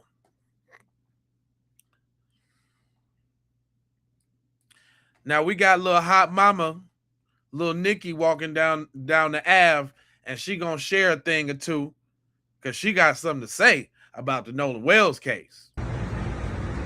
This Nolan Wells case is shocking, but we shouldn't be surprised. Right. What in the heck is going on in Mississippi? Racism. We know that. Yeah. But, Nancy Grace has entered the arena and she's asking a lot of great questions. She's like, basically, after a crime and there are a lot of people involved, they separate the people and they interview them. They read them their rights, they record them, they get their stories on record, and there you go. Did that happen in Mississippi? Nope. They just let these kids go home to play Fortnite and to talk on the phone about what their story was and what they were going to do. I don't quite know if they did that or not, but right off the bat, that judge lady was like, oh, there's no wrongdoing here. How the hell do you know? There hasn't been an investigation. Are they doing things according to how things are supposed to be done to solve homicides? Granted, they declared Nolan's death an accident before we even knew it was an accident. But shouldn't they have been talking to those kids and getting their statements and stuff? Did they do that? And then lie detector tests and stuff? I don't know. It just seemed like some basic shit ain't happening in Mississippi and we shouldn't be surprised. But I'm stuck like glue to this situation. Yeah. What it seems like to me is a collusion on a major scale. Everybody's involved in some type of cover up. Yeah. The parents. Yeah. Judges. Yeah. Law enforcement. Yeah. Something just ain't right. In the words of the great poet Keith Sweat. Right. Don't like what I said? Kiss my sunshine. All right. Now, you heard what she said now. I mean, we all got this telepathy thing going on. It's like everybody's thinking the same thing. You know what I'm saying? Everybody's thinking the exact same thing. Now look, now sometimes I gotta bring these other conversations to y'all, right? One switch. Welcome to the channel. This is how we do it. Listen, I gotta bring these other conversations to y'all, right? Listen how they talk and what the logic is. Same conversation we all been talking about, but listen how they speak about it, and we're gonna bust it down as it go along. Now there is an audio. Oh, hold on. Now there is an audio in which one of the boys of the friends, which he originally went out there with, was headed back and they called like their AAA boat towing company. I heard that audio. And he said, we're sinking, we're taking in water, we need a tow. And you hear the woman say, oh, what's your tow now? What's your membership number? And then they said, do you need the Coast Guard? And he goes, no, we don't need the Coast Guard. We just need the tow. This audio gets shared everywhere. And it's the beginning of that call before the woman working at the tow place answers. There's some grumbling talking. And now someone with enhanced audio experience said, someone, you know it's a black woman. You could have did your research just like everybody else on the internet does. Someone. Y'all see that little slight little dig? Said, I've, listened to it and I've run it through AI and this is what I'm hearing them say. Yeah. Which you hear, according to what is all over, is someone being like, Nolan, is he fucking dead? Wake up, Nolan. And the other guy's like, hey, yeah, we just need a tow and how many people are there? There's 8 or 7 or 8. So they're like, oh my God, there was 8, and they. But see, hold up. Even she can't deny. She's probably finna try to make a case against it, but she can't deny what she heard. Let's not skip over that. Dumped his body and this and that. So what are they saying, that he might have gotten into a fight with somebody? Yes, like either there was a fight and they killed him, or they because I heard he was talking to a girl. They were right. trying. Look, they got to bring up the girl. The white guy is definitely finna bring up the girl. He's definitely finna bring up Katie. I heard he was talking to a girl. That's what I heard. I heard he was cradling somebody's buns. That's what I heard. I heard he was in the water getting busy. They be emphasizing that girl, don't they? I just want y'all to notice that. So now if you believe that he was on this boat going back, then the theory is, if you believe that this audio is true, then the theory is they knew he died. They either killed him or he accidentally died and they didn't tell anybody. And then they threw his body over the boat. Then the tow people take that. Hold up, but stop right there. Look how she tried to look, because it's really plain and simple and it stops right there. And there's really no more to be said about it. That's really it right there. Stop right there. There's really no more. It's over with. You're done. That's it. Either they murked him or he succumbed to some fictitious drowning or whatever. These large amounts of drugs or whatever. And they didn't tell it. That's it. But notice how she tried to skip, bip, dop, dip, and dance right on past that. You can't be that. It must be much more. And the theory is they knew he died. They either killed him or he accidentally died and they didn't tell anybody. And then they threw his body over the boat. Then the tow people. Nobody say threw his body. Nobody said that. People take the boat. They go back and enjoy 4th of July and don't tell anybody, and then remove all of their social media and all that stuff. Yeah. And have a bond like, I know what you did last summer. And we're going to take this to our graves. Right. That sounds about right. That sounds about right to me.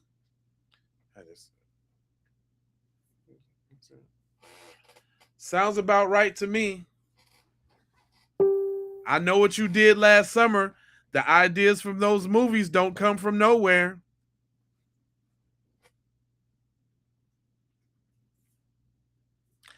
Don't look. She trying to make it seem fictitious and all that. What is this? I didn't know what you did last summer. Yeah, exactly. Mississippi style. What are you talking about, lady? It can't be possibly. No, I know what you did last summer. Can't possibly be that. And we're going to take this to our graves. Right. That's that theory. The other theory is they removed their social media and all that stuff because they were immediately being bombarded because he was missing for like 30 hours. They're immediately getting bombarded. That was nobody theories but y'all's. The other theory, no, don't try to equate the two because the two are vastly different. That nobody had that theory that. So look how they trying to be the victim now, because they were getting bombarded, and you guys were just. How was you getting bombarded? You can't have it both ways. You wasn't getting bombarded until we knew your social media was gone. Thus, you couldn't get bombarded because everybody had a little slither of faith that Cuz was somewhere until it was officially known that he was gone, and that was on the 6th. Then we started looking at y'all funny like that. We was looking at you funny already, but wasn't nobody speaking up. But y'all wasn't getting no damn bombarded. Oh, he's getting bombarded, and they had to get rid of their social medias. You're lying. You're lying. But look at these tactics, though, with the reverse on the reverse grip side of the game. And now, oh, I'm a victim. They were just getting bombarded. They were. That theory. The other theory is they removed their social media and all that stuff because they were immediately being bombarded because he was missing for like 30 hours. They were immediately getting bombarded from the internet because he's black and they're white. And their parents and everybody just said, remove your social media because you could have been drinking on there. You could have been just remove it. Oh, now it's excuses. And was there any drugs in his system or anything like that? They have not said that there was. Okay. Yeah, we don't. Look, because he needed to be. Was there some drugs there? Where was the drugs at? Look how they looking for an opportunity, try to demonize him. They drinking for them, but for Nolan, was there some drugs? Where was the drugs at? I know it was some drugs. Little Buster. Where the drugs? We personally, I don't think we know that, but move it. And was there any drugs in his system or anything like that? They have not said that there was. Okay. Yeah, we personally, I don't think we know that, but they were drinking like White Claws and stuff. I mean, but it still was only 4:00. And so from the beginning, I was like, I think they feel like shit because they didn't communicate well with their friend. And then he ended up either being stranded or drowning or whatever. And they didn't know about it.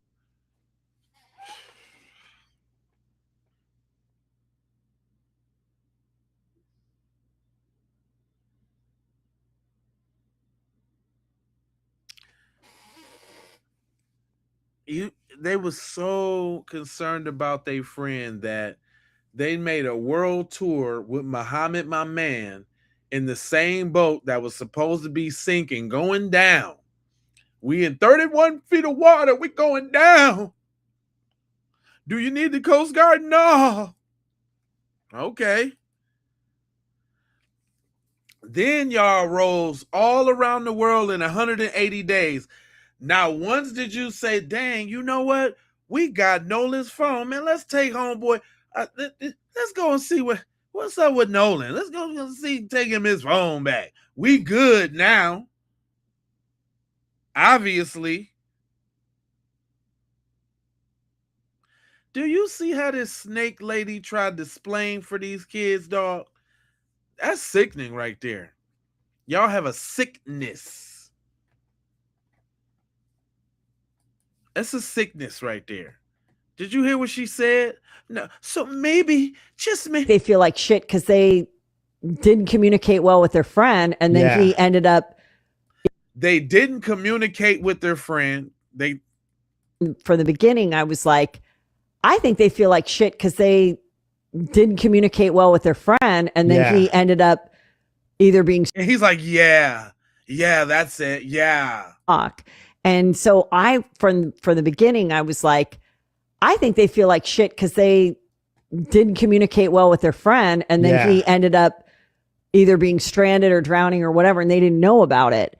But other people would say, no, they know. And they're staying silent. Exactly. And this was a big cover up, whatever it is. And why isn't anyone just telling the truth? I personally just don't think that 7 to Eventually, 8 kids. somebody cracks when you got But 7 or 8. 7 or 8. I mean, 7 or 8 kids is a lot. That's what I'm to saying. not have one person go, I need to tell you what fucking happened. Now, You know how y'all be on code. Shut up. Quit it. Did y'all see the mental gymnastics they was trying to go through to justify that bull stuff? Y'all see that? I just don't think little Timmy and Bobby and those guys, they just couldn't do such a thing. I just don't think. Girl, if you don't shut up, you know man. That's why I be playing this, man. You said who paid these people? Man, I don't, man. This crazy work. It's the mental gymnastics for me, though. I got to twist and turn and figure out how not to demonize my folks because this looks really bad. And however I got to twist it and victim blame and victim shame, we just, the problem, they just didn't communicate well with their friend. That's it, and then they left him there and, he just so happened not to be able to get back, just, what did I have to do with that, And then they keep bringing up this drown thing. And all I'm saying is, did he drown trying to swim after the boat? Did he walk around the island and get and consume every drug and every drink and say, you know what? I'm gonna swim home. Those guys left me without a phone and I'm gonna show them. I'm gonna swim home. Let me swim home. I'm bad Nolan Wells. And I'm a swimming. Uh-oh, I'm finna drown. Blah, blah, blah, blah, blah. That's how they imagine it happening. That's how they want us to think it happened. Y'all think y'all just gonna leave me on the island? Nope. I can swim back right now. Watch me go. Feet don't fail me now.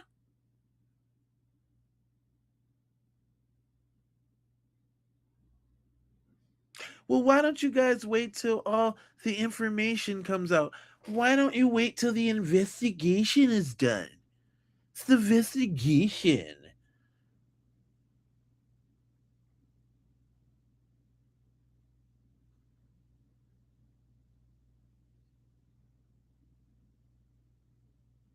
Delora, that's you feel me? Thanks for the jewels. You feel me though? Cause they still ain't told me, or y'all still can't convince me, busters in the chat. When does this drowning scenario happen? Does it happen during the day when there was the thousands of boats lined up across the island? Did he then now swim out past all the boats and go drown in this washing machine in the high tide? You know what, the rip tide now. You know he could have caught in the rip tide. Watch out for them rip tides. Did he swim past the boats? Was he so distraught that Katie left him on the island? And man, Katie!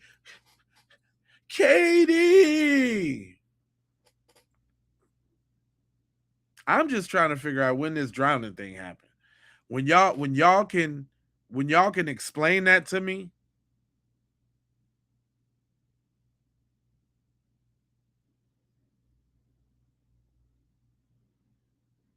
Yep, didn't hear no water in the. It didn't sound nothing like no water.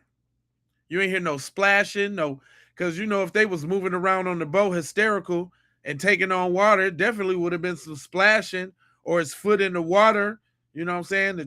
Sloshing around trying to panically panic, the sloshing of the water on the feet or something, ankle high. She did ask him, where's the water coming to? Is it ankle high? Is it waist high? And what kind of where the water?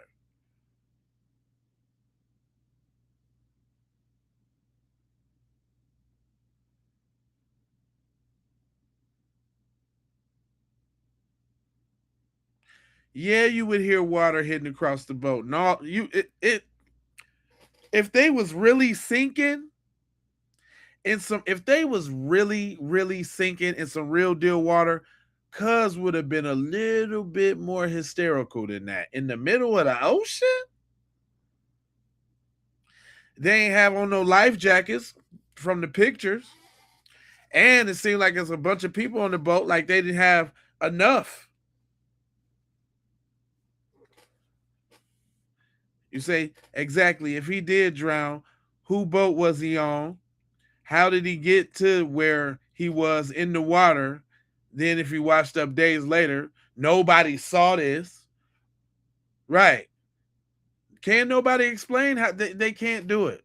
Ain't no explaining how he really drowned. It's a sad thing. It's the kid drowned. Sorry, it's sad. It's just sad.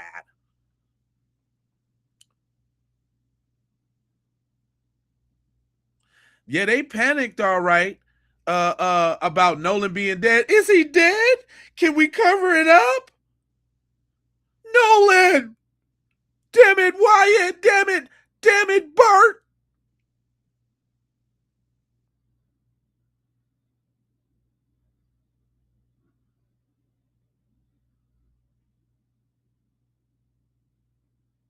Sinking right in BS. What's up, Cayenne Pepper Lady?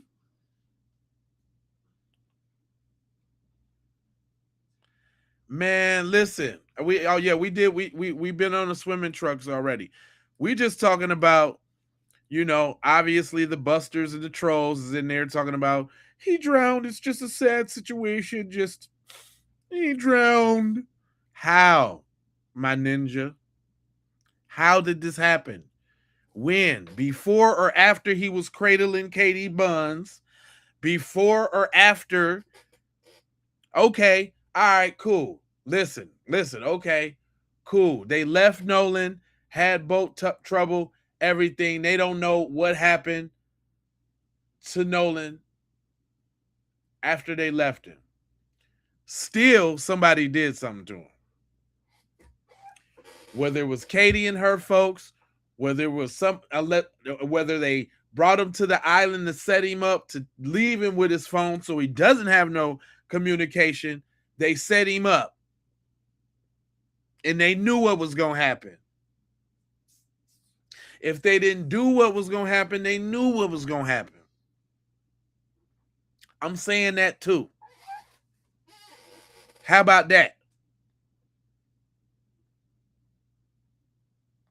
I'm just saying, I'm trying to, whatever little benefit of that, whatever. Okay, great.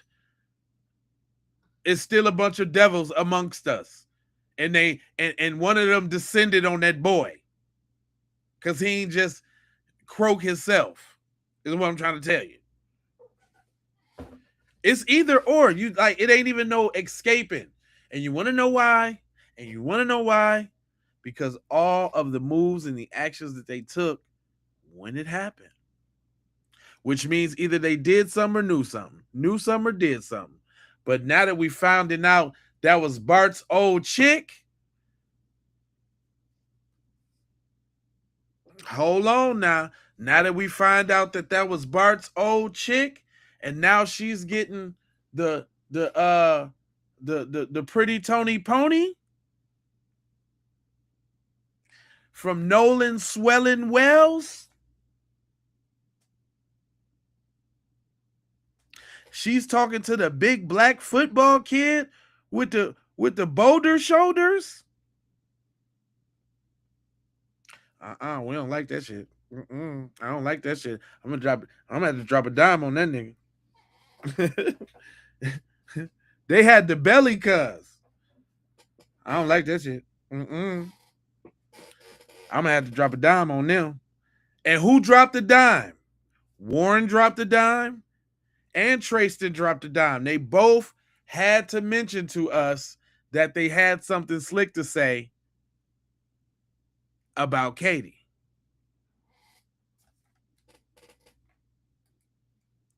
About Katie.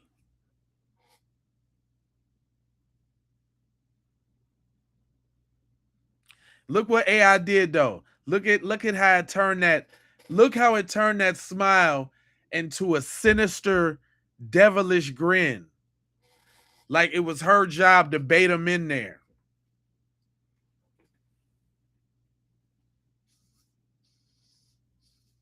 Right? So either but then that's all. But see, I don't like none of that. You know why I don't like none of that? Because y'all want us to play in our own faces and act like we didn't hear what was on that phone call. Y'all want us to play in our own faces and discredit the blacks. Let me show y'all how much of an impact that phone call made. Wait a minute. Let me show you something. And I mean, if this don't tell you, if this don't show you what it is, kid, on the Wiz Kid side of the game, hold on. Hold all the way on. I got to hold. I gotta hold, and I want you to hold it on. This is real serious right here. Cause I was doing some digging, and something stood out to me. I say to myself, self, why would somebody go to the lengths of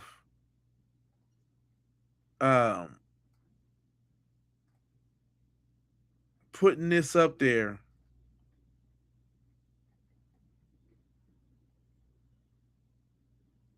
hold on. What's old girl? I gotta figure out what her name is. I'm drawing a blank real quick. Hold on, real quick. Hold on. I had this shouty, and I know I sent it to myself. Hold on now, y'all. We got to go through this one. We got to.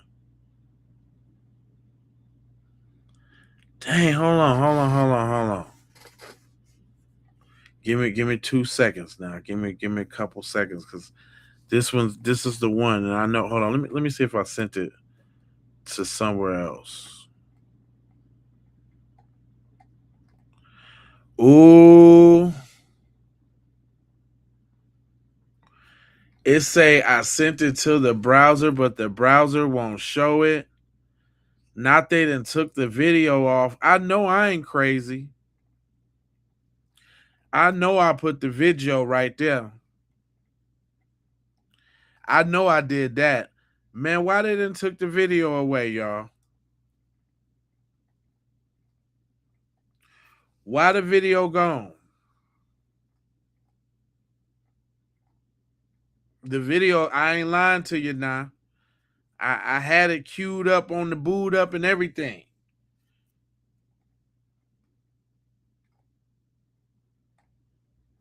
I had it, man. Dang, that's crazy.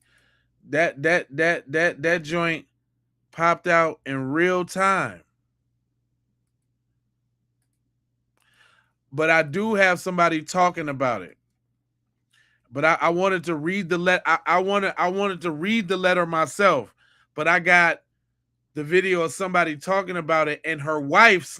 So apparently, the engineer that made the audio has a wife. You know, like they're an LGBT couple, and her wife snapped off on the person who made the disparaging comments about her wife. Oh, it's deep. But check this out. Mistake.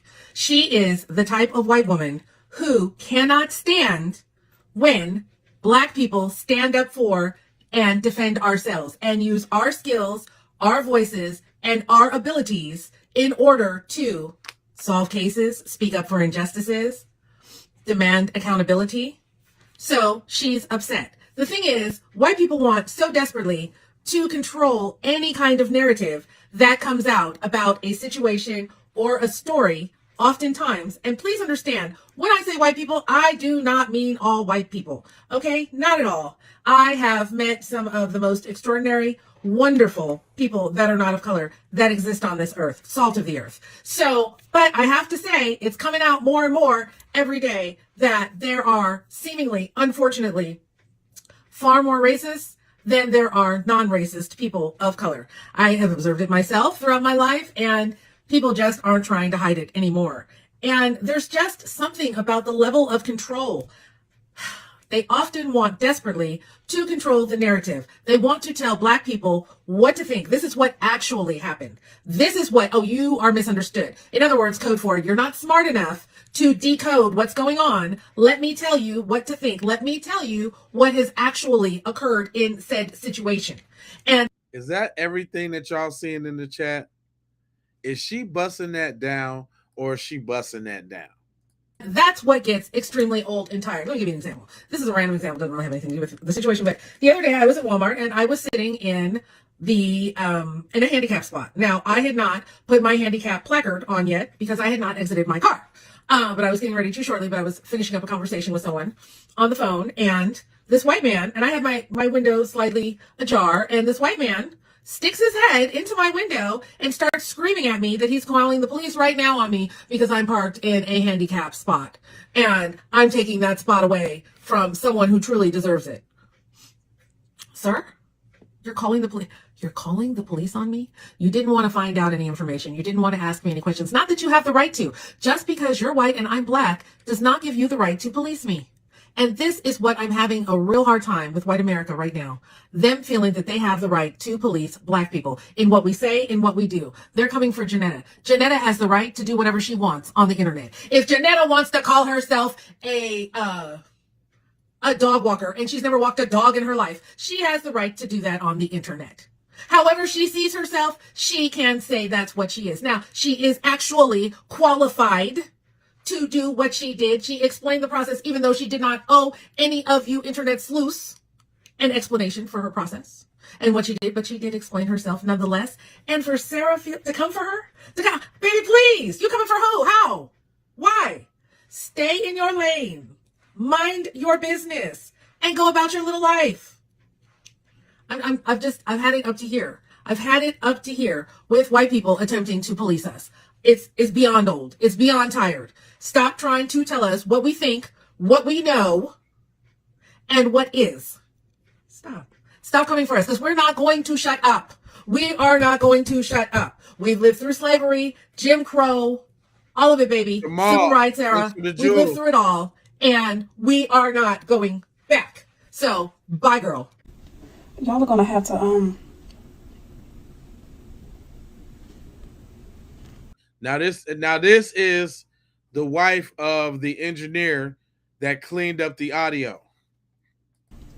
Y'all are gonna have to just pardon my frustration, pardon my attitude and my energy right now.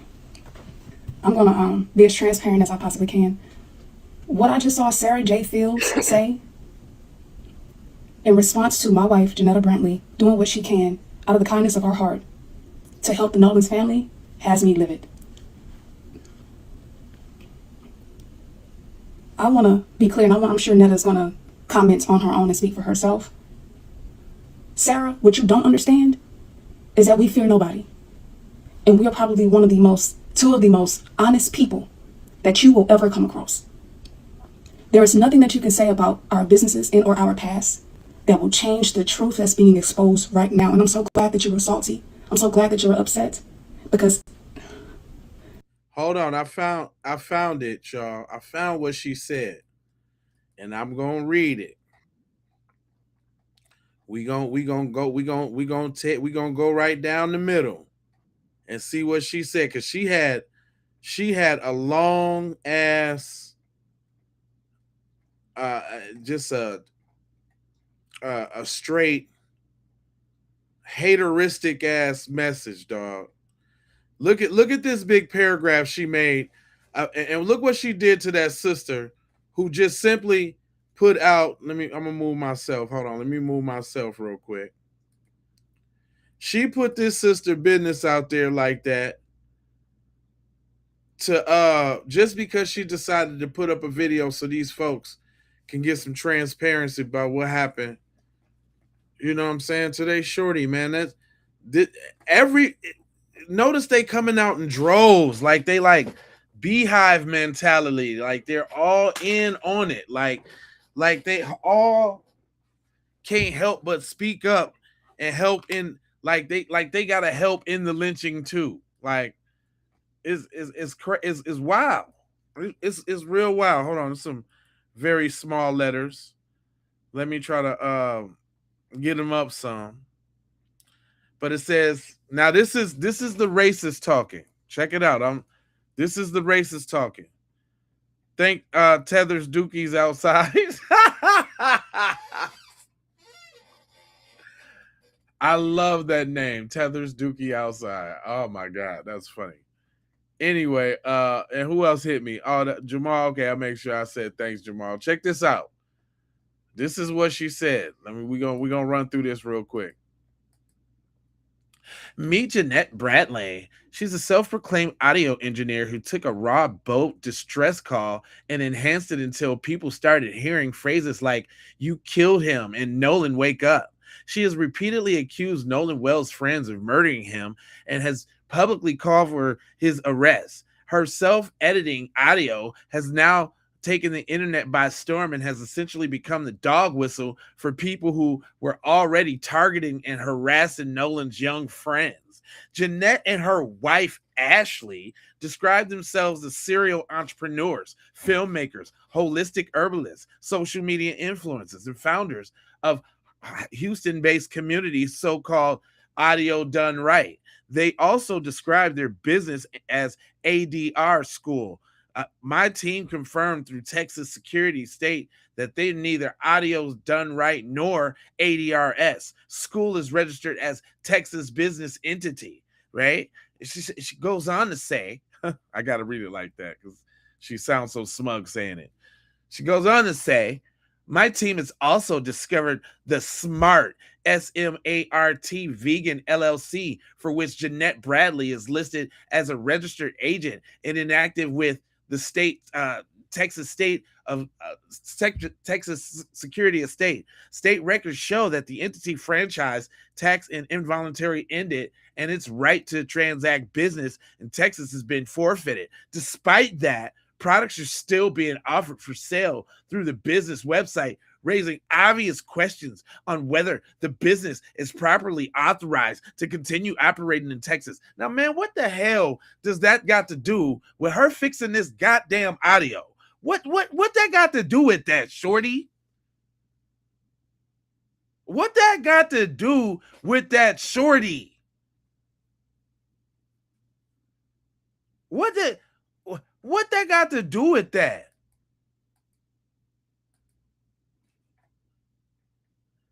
Public records also show that Jeanette Bradley has her own criminal history. She pled guilty to a Class B misdemeanor terroristic threats charge in Baraza County and was also sentenced to 3 days in Baraza County jail.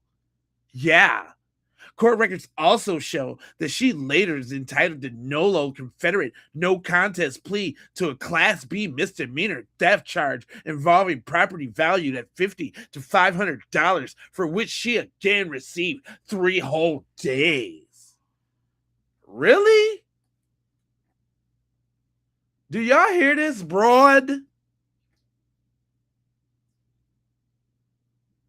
Do you hear this, broad? Nothing burger sandwiches.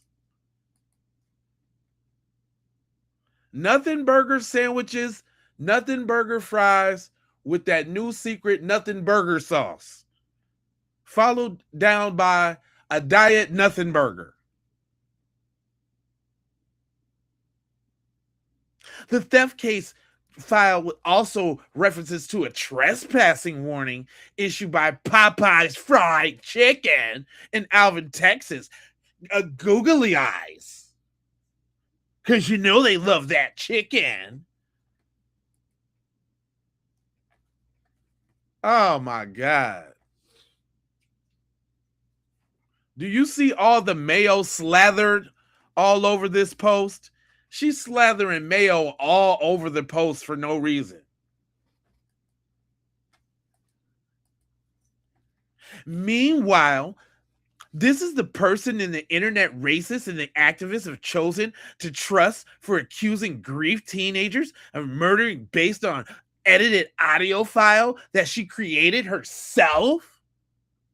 Before people continue spreading accusations and they have targeted innocent young adults, they should consider credibility of a person who manufactured audio that stated that the latest wave of this online harassment. As usual, I come with receipts. Can't even stay black. Which are in the comments. She thought she did her big one too. Guess who this guess who the next one that's finna be a devil? Guess who the next one is finna be a devil? Guess who the next one finna be? I guess I got two. Two coming up tomorrow. Two devilinas. Coming right up for y'all. Did I nail that voice or did I not nail that voice? Did y'all feel the smug nastiness coming from my voice? On how was that a Becky for real? Did I give y'all Becky vibes? Was that a cool little Becky voice? Did I get her? Now this is her wife snapping off to about what she said. Her wife clapped back. So her wife must be the man in the situation because she's taking up for her wife. And you ain't going to be talking about her wife. Keep her wife name out your mouth. We are not going back. So, bye, girl. Y'all are gonna have to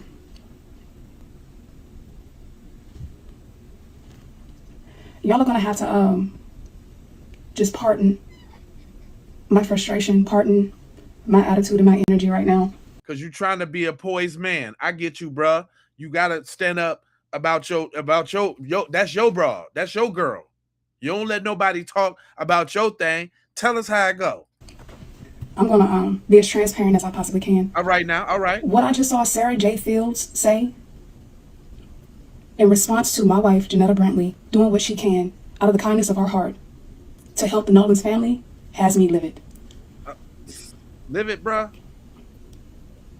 I want to be clear, and I'm sure Netta's going to She want to be clear. Crystal. Comment on her own and speak for herself. Sarah, what you don't understand is that we fear nobody. And we are probably two of the most honest people. Now, what she's saying in Black Talk is, my heart don't pump no Kool-Aid ninja. I come through and air this out. I don't play that about my gal, man, about my old lady. That's what she really meant to say. Go ahead. That you will ever come across.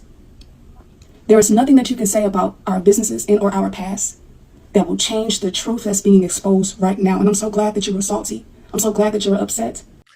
Basically, what she's saying is you can run your mouth about my business all you want to.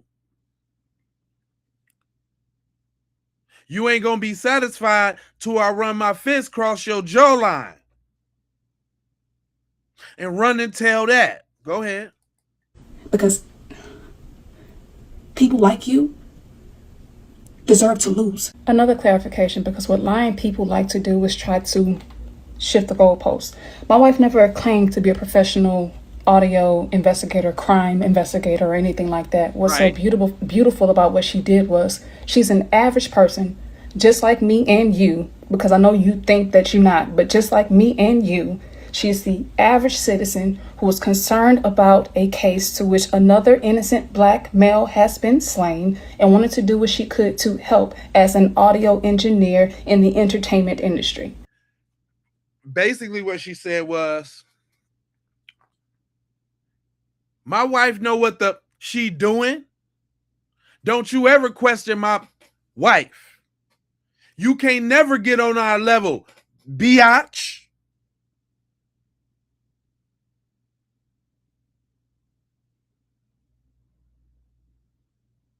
She do what she do, and she do it well, and she don't need you sticking your little snow roach vibes on what we talking about.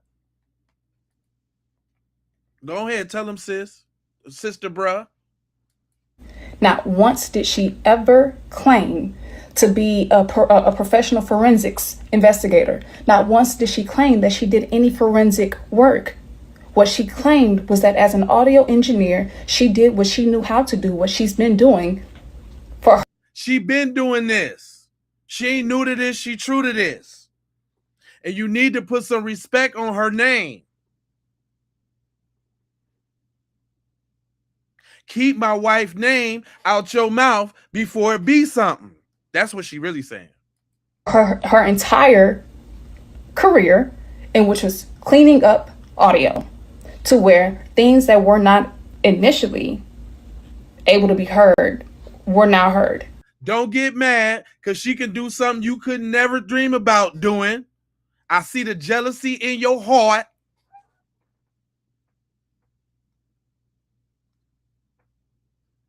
And you lucky I'm just saying it over this here internet before I have to pull up on you.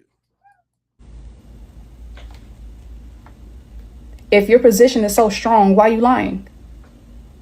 And if you think that you're about to bully us from telling the truth and from continuing to share and stand for the justice for the Nolan family, and not just Nolan, but also Carmelo, you are grossly mistaken.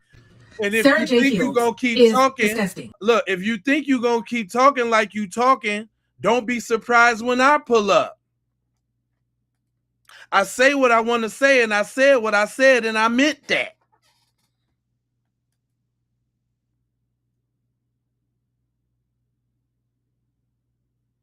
Straight like that is what she said. On the quick translation side of the game.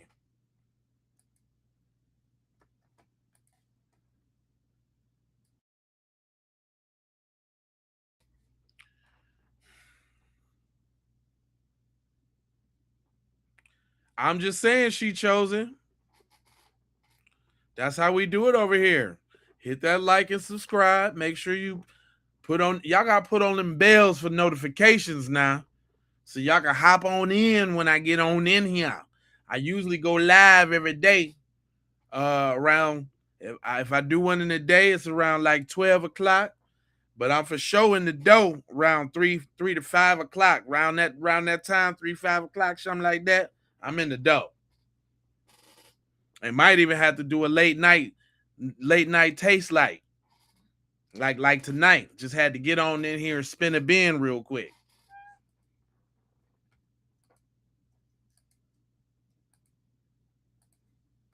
It must be some of our people's day off because I ain't noticed them in the chat tonight.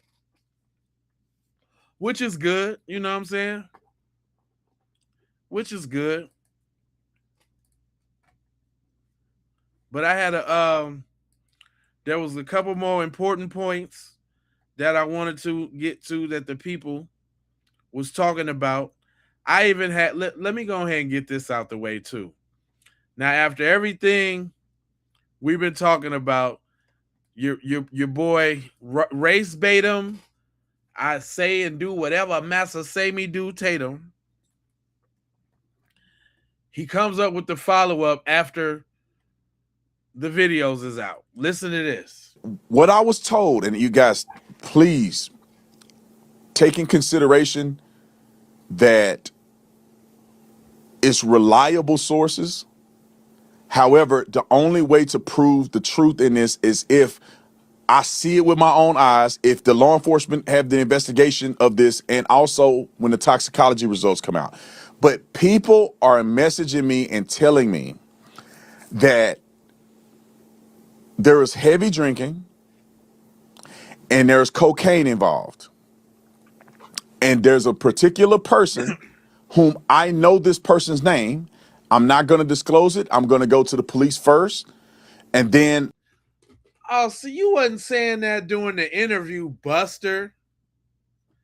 Now all of a sudden there's some drugs involved. All of a sudden. All of a sudden. I will disclose it if it doesn't interfere in the investigation. What? But this person allegedly. It's information. If you trying to help your boys out, why ain't you telling? Involved. And there's a particular person whom I know this person's name. I'm not going to disclose it. I'm going to go to the police first. And then I will disclose it if it doesn't interfere in the investigation. But this person allegedly was offering people cocaine, and someone close to Nolan, one of his friends, told me that this person was offered cocaine and rejected it from this person. And I was also told, and this person told me that it's over 100% chance that Nolan was using cocaine during this period of time. This person said it was 150% sure that when the toxicology comes back. Now, wait a minute, y'all. Hold on now. I know some of y'all say get out of here, right? But don't y'all remember I said that somebody might have gave Nolan the Fent pack?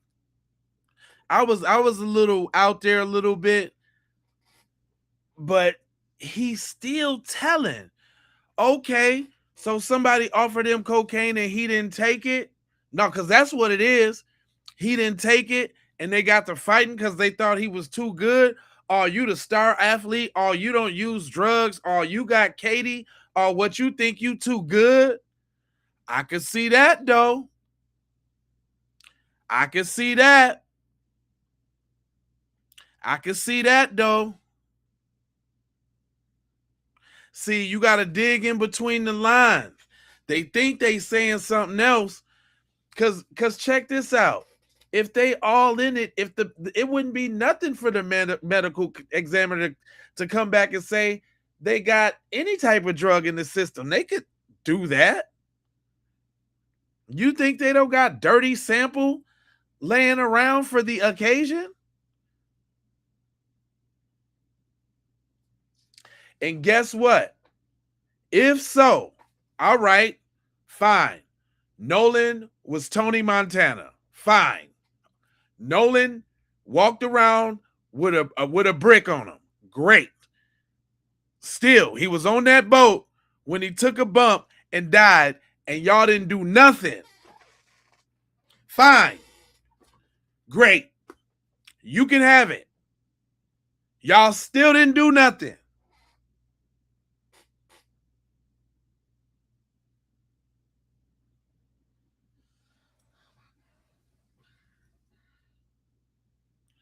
Yeah, if he could have had 2 keys in his book bag.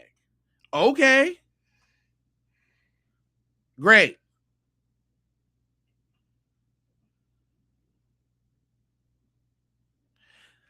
The funny thing, they keep trying to spin different scenarios, but it's all still leading to y'all didn't do what y'all supposed to do. No matter what you say.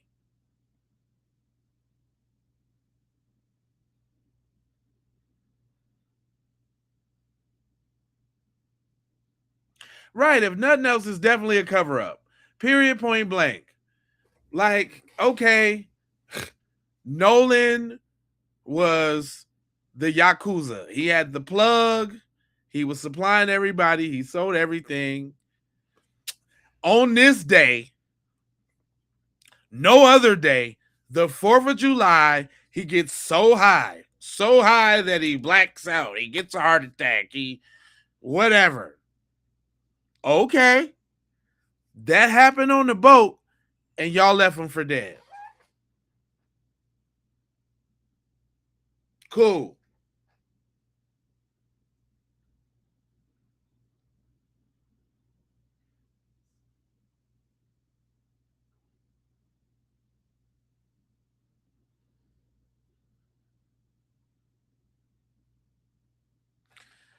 I'm just saying, like just make this scenario make sense, dog.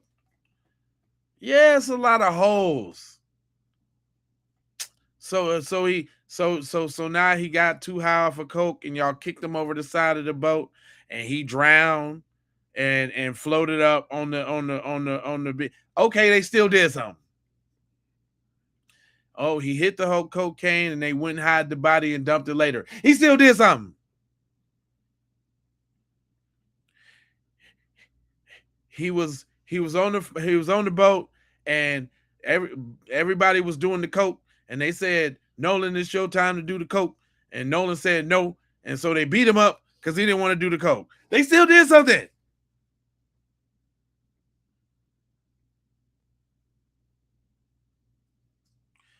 Y'all can't flip and twist and spin this one. And Mr. Race Baiting right here ain't helping. That Nolan will have cocaine in his system. Now, again, taking into consideration, this is somebody telling me this. I'm not saying it's me. I'm not saying it. I'm not able to verify it. But from the sources that... Then why are you saying it? What are you talking for? Why are you saying it with so much conviction? Like you finna give us the bombshell truth. You setting it up like this the gospel. Why are you talking? That I'm getting it from has been consistent, verifiable sources. To who? How's it consistent, verifiable sources, but you can't verify it? This ninja just be talking the talk, man. He is one smart dummy. He's a double speak. Did you hear what he said? I can't verify it, but it's consistently verified. I'm telling you now. Thus far, and hadn't been wrong about nothing. You and all the information that you have said so far, sir, you've been wrong about quite a few things.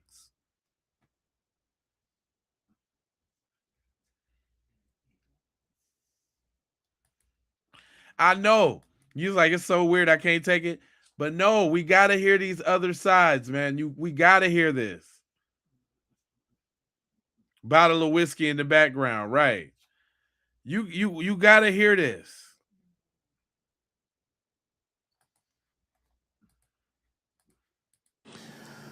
So there's a possibility that there's a person that Nolan may have been around or interacted with that is giving cocaine to people on this island, that Nolan may have taken the cocaine.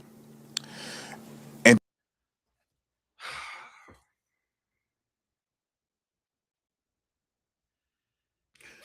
we can't say it was Nolan that was doing that had the drugs, but Nolan knew the plug. It was Nolan that knew the plug. He had all the drugs. That right. Kilo, half ounces, grams. Nolan had it all. then also, I received a DM. From someone DMing another person. So I got a DM from somebody that DM somebody. I got a DM from the DM now. Now I'm trying to leave these names out because I really don't know what I'm talking about. I'm trying to just explain for the white boys. I want to not mess this investigation up. Nigga, you done that already. think law enforcement already have this. You done that thoroughly already. Matter of fact, you know what, y'all? We need to give Race Batum Tatum a round of applause. I know y'all like, damn, Jay, you tripping. No. If he wouldn't have done this interview, we wouldn't have had all these jewels. He is helping the black community unintentionally, thinking he clowning the black community, thinking he hurting the black community. He has helped tremendously, y'all. I mean, this guy's a modern day saint. This guy has helped quite a bit.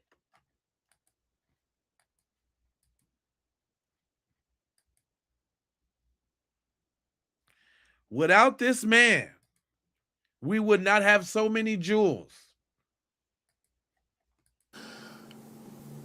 That alluded to the fact that, and I messaged this person because I want to talk directly to the person that I saw the DM from.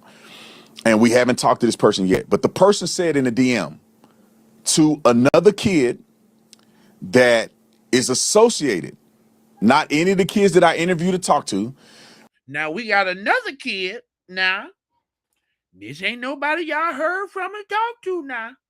We got another kid that DM somebody with the DM. And then they sent it by wire. They mailed it, stamped it, telegram. Then they sent a Yahoo email.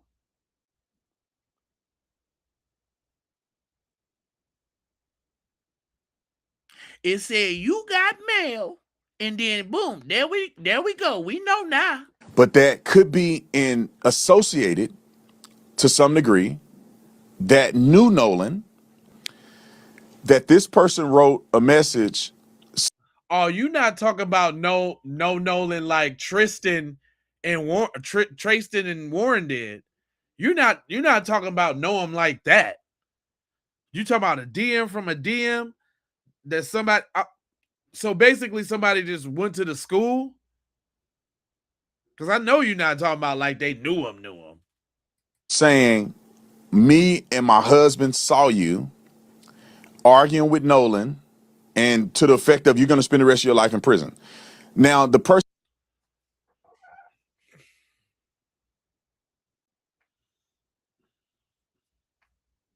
You got to give it to him, though. He know how to put some content together, though. Got to give it to him. The person did not say they saw a physical altercation. The person did not say what time they saw Nolan and this other person getting into an argument. Now, this is after Warren, their boat left. Let me make sure I tell you now. They were gone. They were nowheres around. I swears to you now. Would I lie on Boy Scouts honor? This guy, man, I wonder how much they actually gave Cuz to be doing all this. This may be somewhere around a little bit before 6. Right around 6 or a little bit before 6 p.m. Now, according to the autopsy, which I interviewed a medical examiner about this, there is no evidence of blunt force trauma or an evidence that Nolan got into a physical altercation. He got hit in the back of the neck. So I'm putting all this stuff together, what people are sending me and all that, and I'm trying to find a neutral point to share with you. Now you trying to find the one that makes white people feel good, but go on. What I'm thinking at this point, with all that has been said, is that somebody knows exactly what happened to Nolan, or they saw him right before he died. You just don't know who it is. But what didn't he go through the other interview telling y'all, man, we know what it is, man. We know all what it is now. We know what it is. We know what happened. This dude is full of crap. I am not convinced that Nolan was just out there and drowned. It could be. That could have happened. But I'm more convinced now than ever based on what people have been telling me and DMs that I've been seeing, people that have been verified sources, that has to be something with this cocaine, There has to be something with Nolan and a girl, and there has to be something with Nolan potentially being in either altercation with somebody, which would lead me to believe that that person saw Nolan last. Okay, now I don't know if Officer Tatum Nuts is noted he's doing this, but he is definitely setting up that sacrifice. Yep. He's definitely setting up the fact that them boys led him to his doom. Now, come on now. And guess what? And guess what that still say, y'all? Guess what that still say? They did something. Now they trying to say that they ain't have nothing to do with it. Cool. Cool. That's cool. All right. That's fine. Then it was y'all job. Nolan Nino Brown now. Right. I built this. It's the Carter. If I'm going down, somebody going down with me. So, okay. All right, y'all. So they trying hard as a mug to get us to believe that Warren and them, everybody left the boat. All 30 of them on all 3 boats left and don't know nobody know what happened to Nolan after they seen him all cradled up with Katie. That's what they want us to believe, y'all. I mean, because I'm just saying, let's just get to the nitty. The nitty is they want us to believe that Nolan was left on Horn Island with 2 keys and a 24 pack of Modelo. Nolan was on the beach in the sand with a mirror on his lap and a McDonald's straw and a 24 pack of Modelo. Talking about, go ahead. I'ma just stay here. I'll swim back later.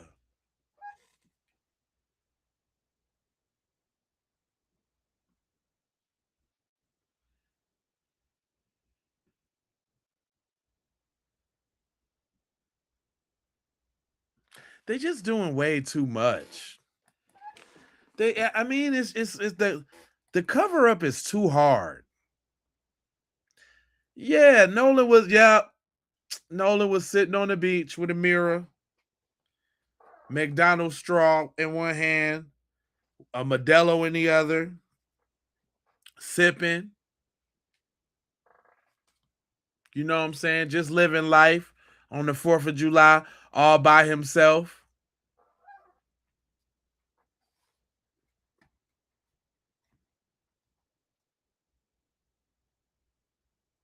Yeah, I'll run this. Yep, he was on sitting on his throne. I'll run this. And you know how we know that's not true? You know how we know that's not true? Let me tell y'all how we know that's not true.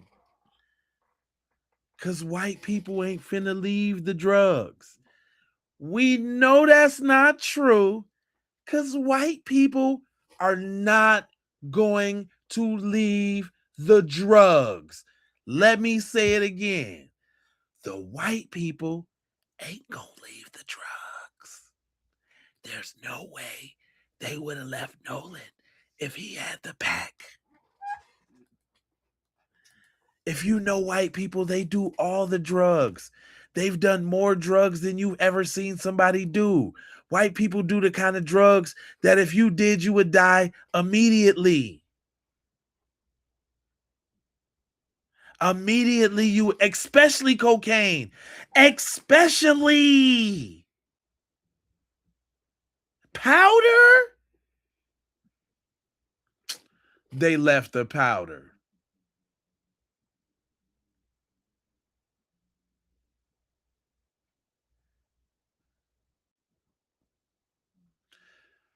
You just can't keep peeing on my head and tell me it's raining, fam. You're not going to tell me that they left the yayo, the fent ball. No.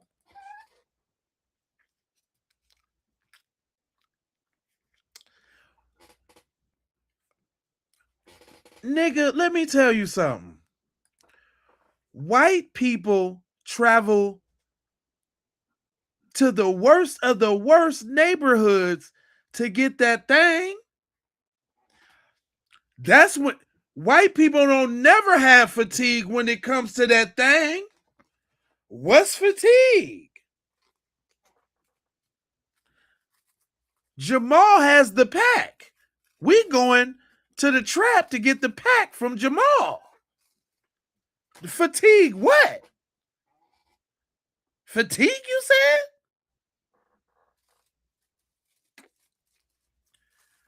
What fatigue was you for? What black people? I love black people. Matter of fact, I'm finna really mess y'all up. Y'all ready? Y'all ready for something you never thought about? When they say they got black friends, it's not Nolan. It's the dealer. Dun dun dun. It's the dealer that they're talking about.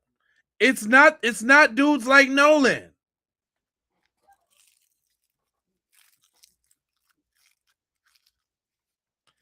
Dun dun dun. It's not Nolan. It's Jamal in the trap. Crap, man, he's a little high, but he always has some good stuff.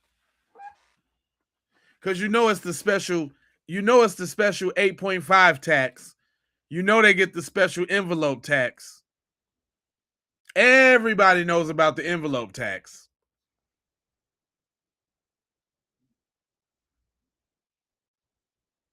There's definitely a snow roach fee.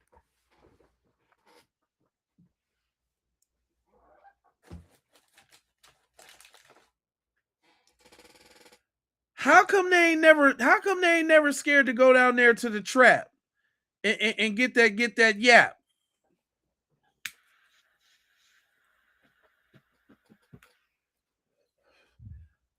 You I got you on that one, Chris. I'm just saying, they ain't never scared to go get that yap, but it's the fatigue. I'm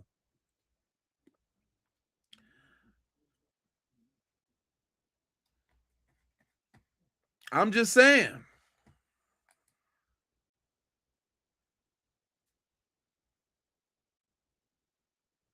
So now Nolan had a backpack full of that Nicaraguan funk, and he was passing out lines, apparently, carrying around a whole keg of Modelo.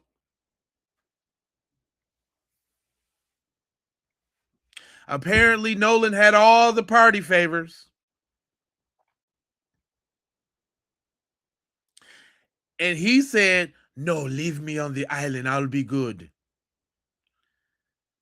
Man, they ain't leaving that boy if he had that thing.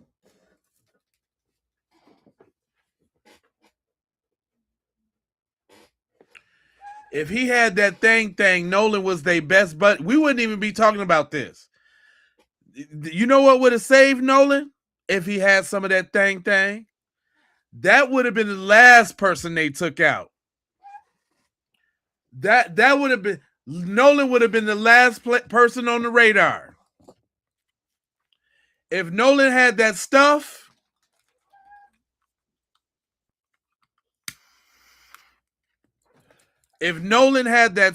let me tell you.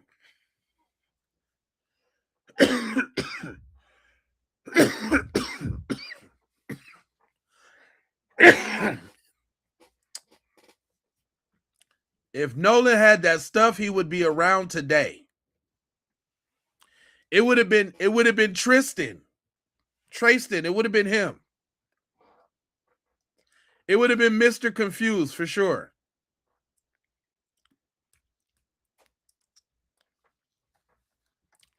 Yeah, he'd be chilling right now. Living his best life. Hell yeah, he would have been VIP. They would have hoisted him up on his shoulders. They would have been walking him all around and Nolan.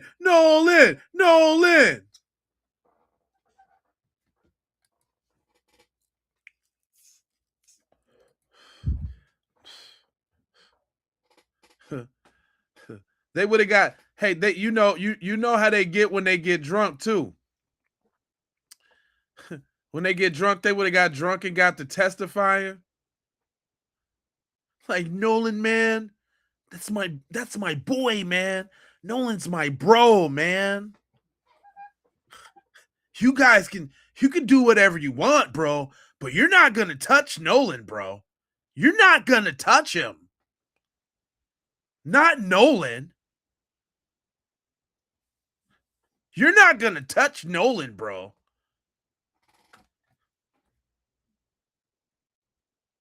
You're not gonna do it, bro.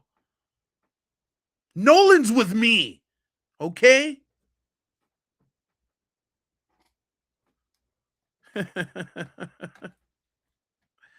I'm telling y'all how this would have went.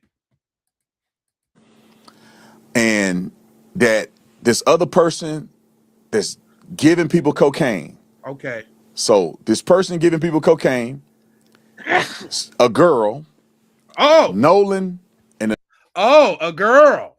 Another person that he may have been in an argument with, to me, are people that need to be investigated.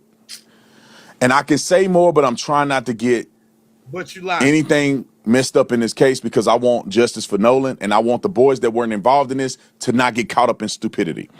So just so you guys know, I know the names of the cocaine person. I believe I know who the girl is.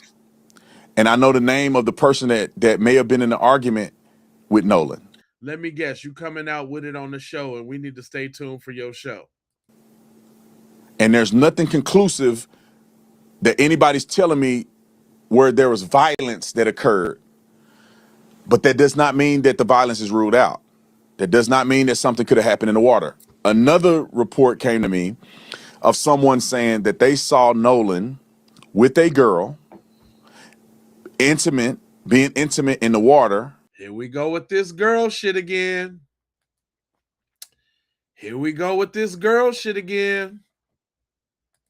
I told y'all.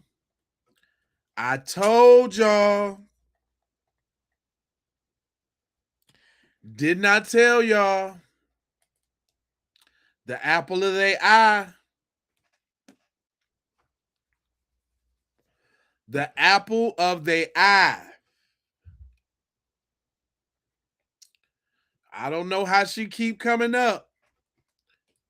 It was a girl. Where it caught their attention, and they believed that they saw Nolan and this girl struggling in the water. No.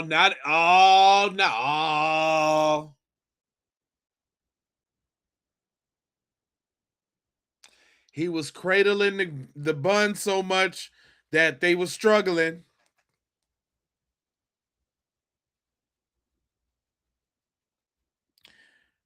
They was cradling. There was too much cradling. They was struggling. Not necessarily drowning, but struggling. Like it was obvious enough that the person was concerned when they saw Nolan in the water, and he was with this girl. And that the person explicitly said that they were being intimate, which I don't know what that means as far as just kissing, hugging, cuddling, or something else. But that's what has been told to me.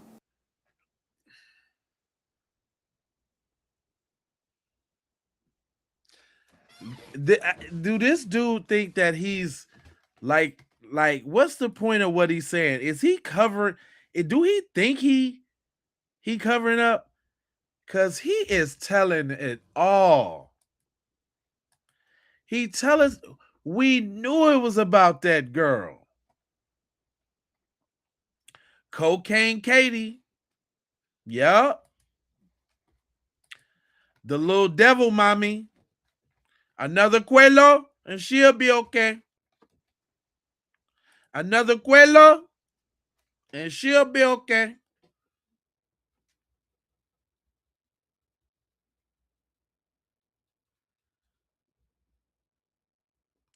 Yeah, they was in the salt water getting it in. Yep. I told y'all. Did not tell y'all they was moving funny in that salt water. He was caressing them mayo buns for sure. I told you. I told you. The mayo buns was being destroyed in the water. Destroyed.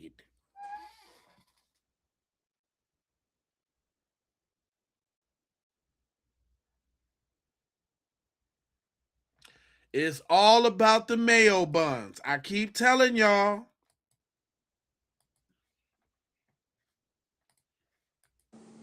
And these sources have been, the sources I think have been legitimized, but what they're saying, I haven't been able to verify. This is just someone saying this, and I'm telling you what I'm hearing. So when the toxicology come back, if there's cocaine in the system, to me, that will validate that these people that have been telling me this are being accurate. And let's check to see if he's actually getting information from the inside. Because let's not act like we ain't got a judge on the team that had the hotline number going to her joint, okay? Let's add all that together. And like I said, somebody really close to Nolan made mention that they're almost 100% sure that he may have been partaking in the use of cocaine. And it's unfortunate. I've been knowing this, at least that part for a while now, but I didn't want to put his name out there like that, given the fact that he just lost his life. But now that we're getting more information, the investigation is going further along, I'm just putting it out there. And we shall see if what is being told is accurate. But I'll finish it with this. I'm leaning more towards believing that somebody directly saw Nolan and know how Nolan died. It's funny that him and TMZ got the same talking points real quick after this audio come out. That's suspicious. Super suspicious. That's my take on it. I don't think he was just drowning out there messing around. I think that somebody know more than what they're saying. And I don't think it's a lot of people. I think it's a few people that were last on the island with Nolan that know what happened, that seen what happened, or may have knowledge of something that will lead police in the right direction to find out exactly what happened. And I am encouraging you. I know some of y'all names. If it's you, you need to do the right thing. You need to go to authorities. And if you're there and you had nothing to do with it, you definitely need to go to authorities and clear your name. Do it what? See, he messed up. Do it what? What happened? And if you know, guess what? They know too, dumbass. You're a dumbass. If you know, that means you got it from them and they know. That means they know. That means they know. Dumbass. This dude is a goof troop. Is that not what is that the implication here, y'all? If he know, they know. Talk about I got an anonymous tip through somebody. I don't know. It was and it's credible, but it ain't credible, but it's verified to be credible and they ain't been wrong yet. But I got a tip through a tip on some tippity tip. What are you talking about, my guy?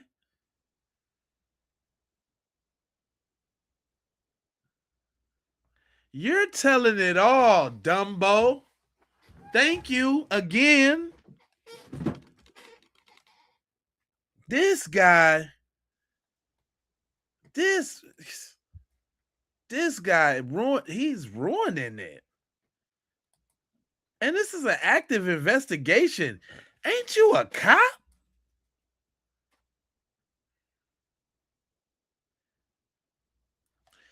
Ain't you the po-pos? He ain't moving like he used to be no type of police. I'll say this: some of these people may have already gone to authorities. I don't know. The authorities won't tell me who they interviewed, so we'll go to that next step when it comes. I want to address Judge Mathis. But hold on. You don't want to. He didn't even make no sense, y'all. He ain't make no sense. No, not at all. If y'all thought that made sense, do you think that made any lick of sense? I don't think so.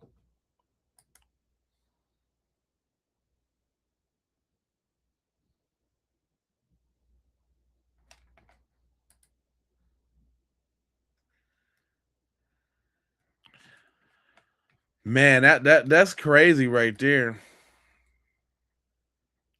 Yeah, that right there, like he just keeps sticking his foot all the way in his mouth. That's the definition of foot in the mouth. Look, man, even the white dude know what happened. He said Nolan Xavier Wells murked, then dumped. Plain and simple. White trash saying, y'all. So I'm back on the thing. I'm back on the Nolan Wells. I just listened to the 911 call, and you can clearly hear him saying he won't wake up. Oh my God, Nolan's dead.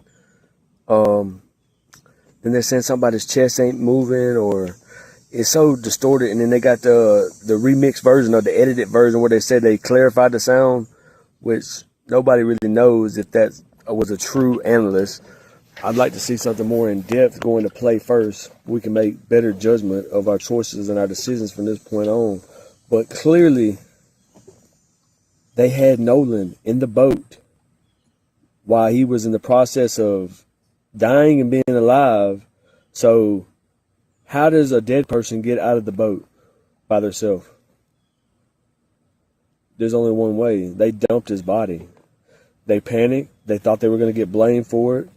They've did numerous things. So right now, they are guilty of negligence murder, abuse of a corpse, and probably multiple other felonies and misdemeanors that go along with it. Also, probably some type of maritime laws that they have broke as well. Let's tap back into this. Let's go in depth, and let me continue to gather the facts and all the info on this, and I'll tap back in. Yeah. Jelly Roll's cousin. Ha. Ha. That's Jelly Roll's cousin. He got the eye of Horus above his eye, which I thought was kind of susparian. Little susparian.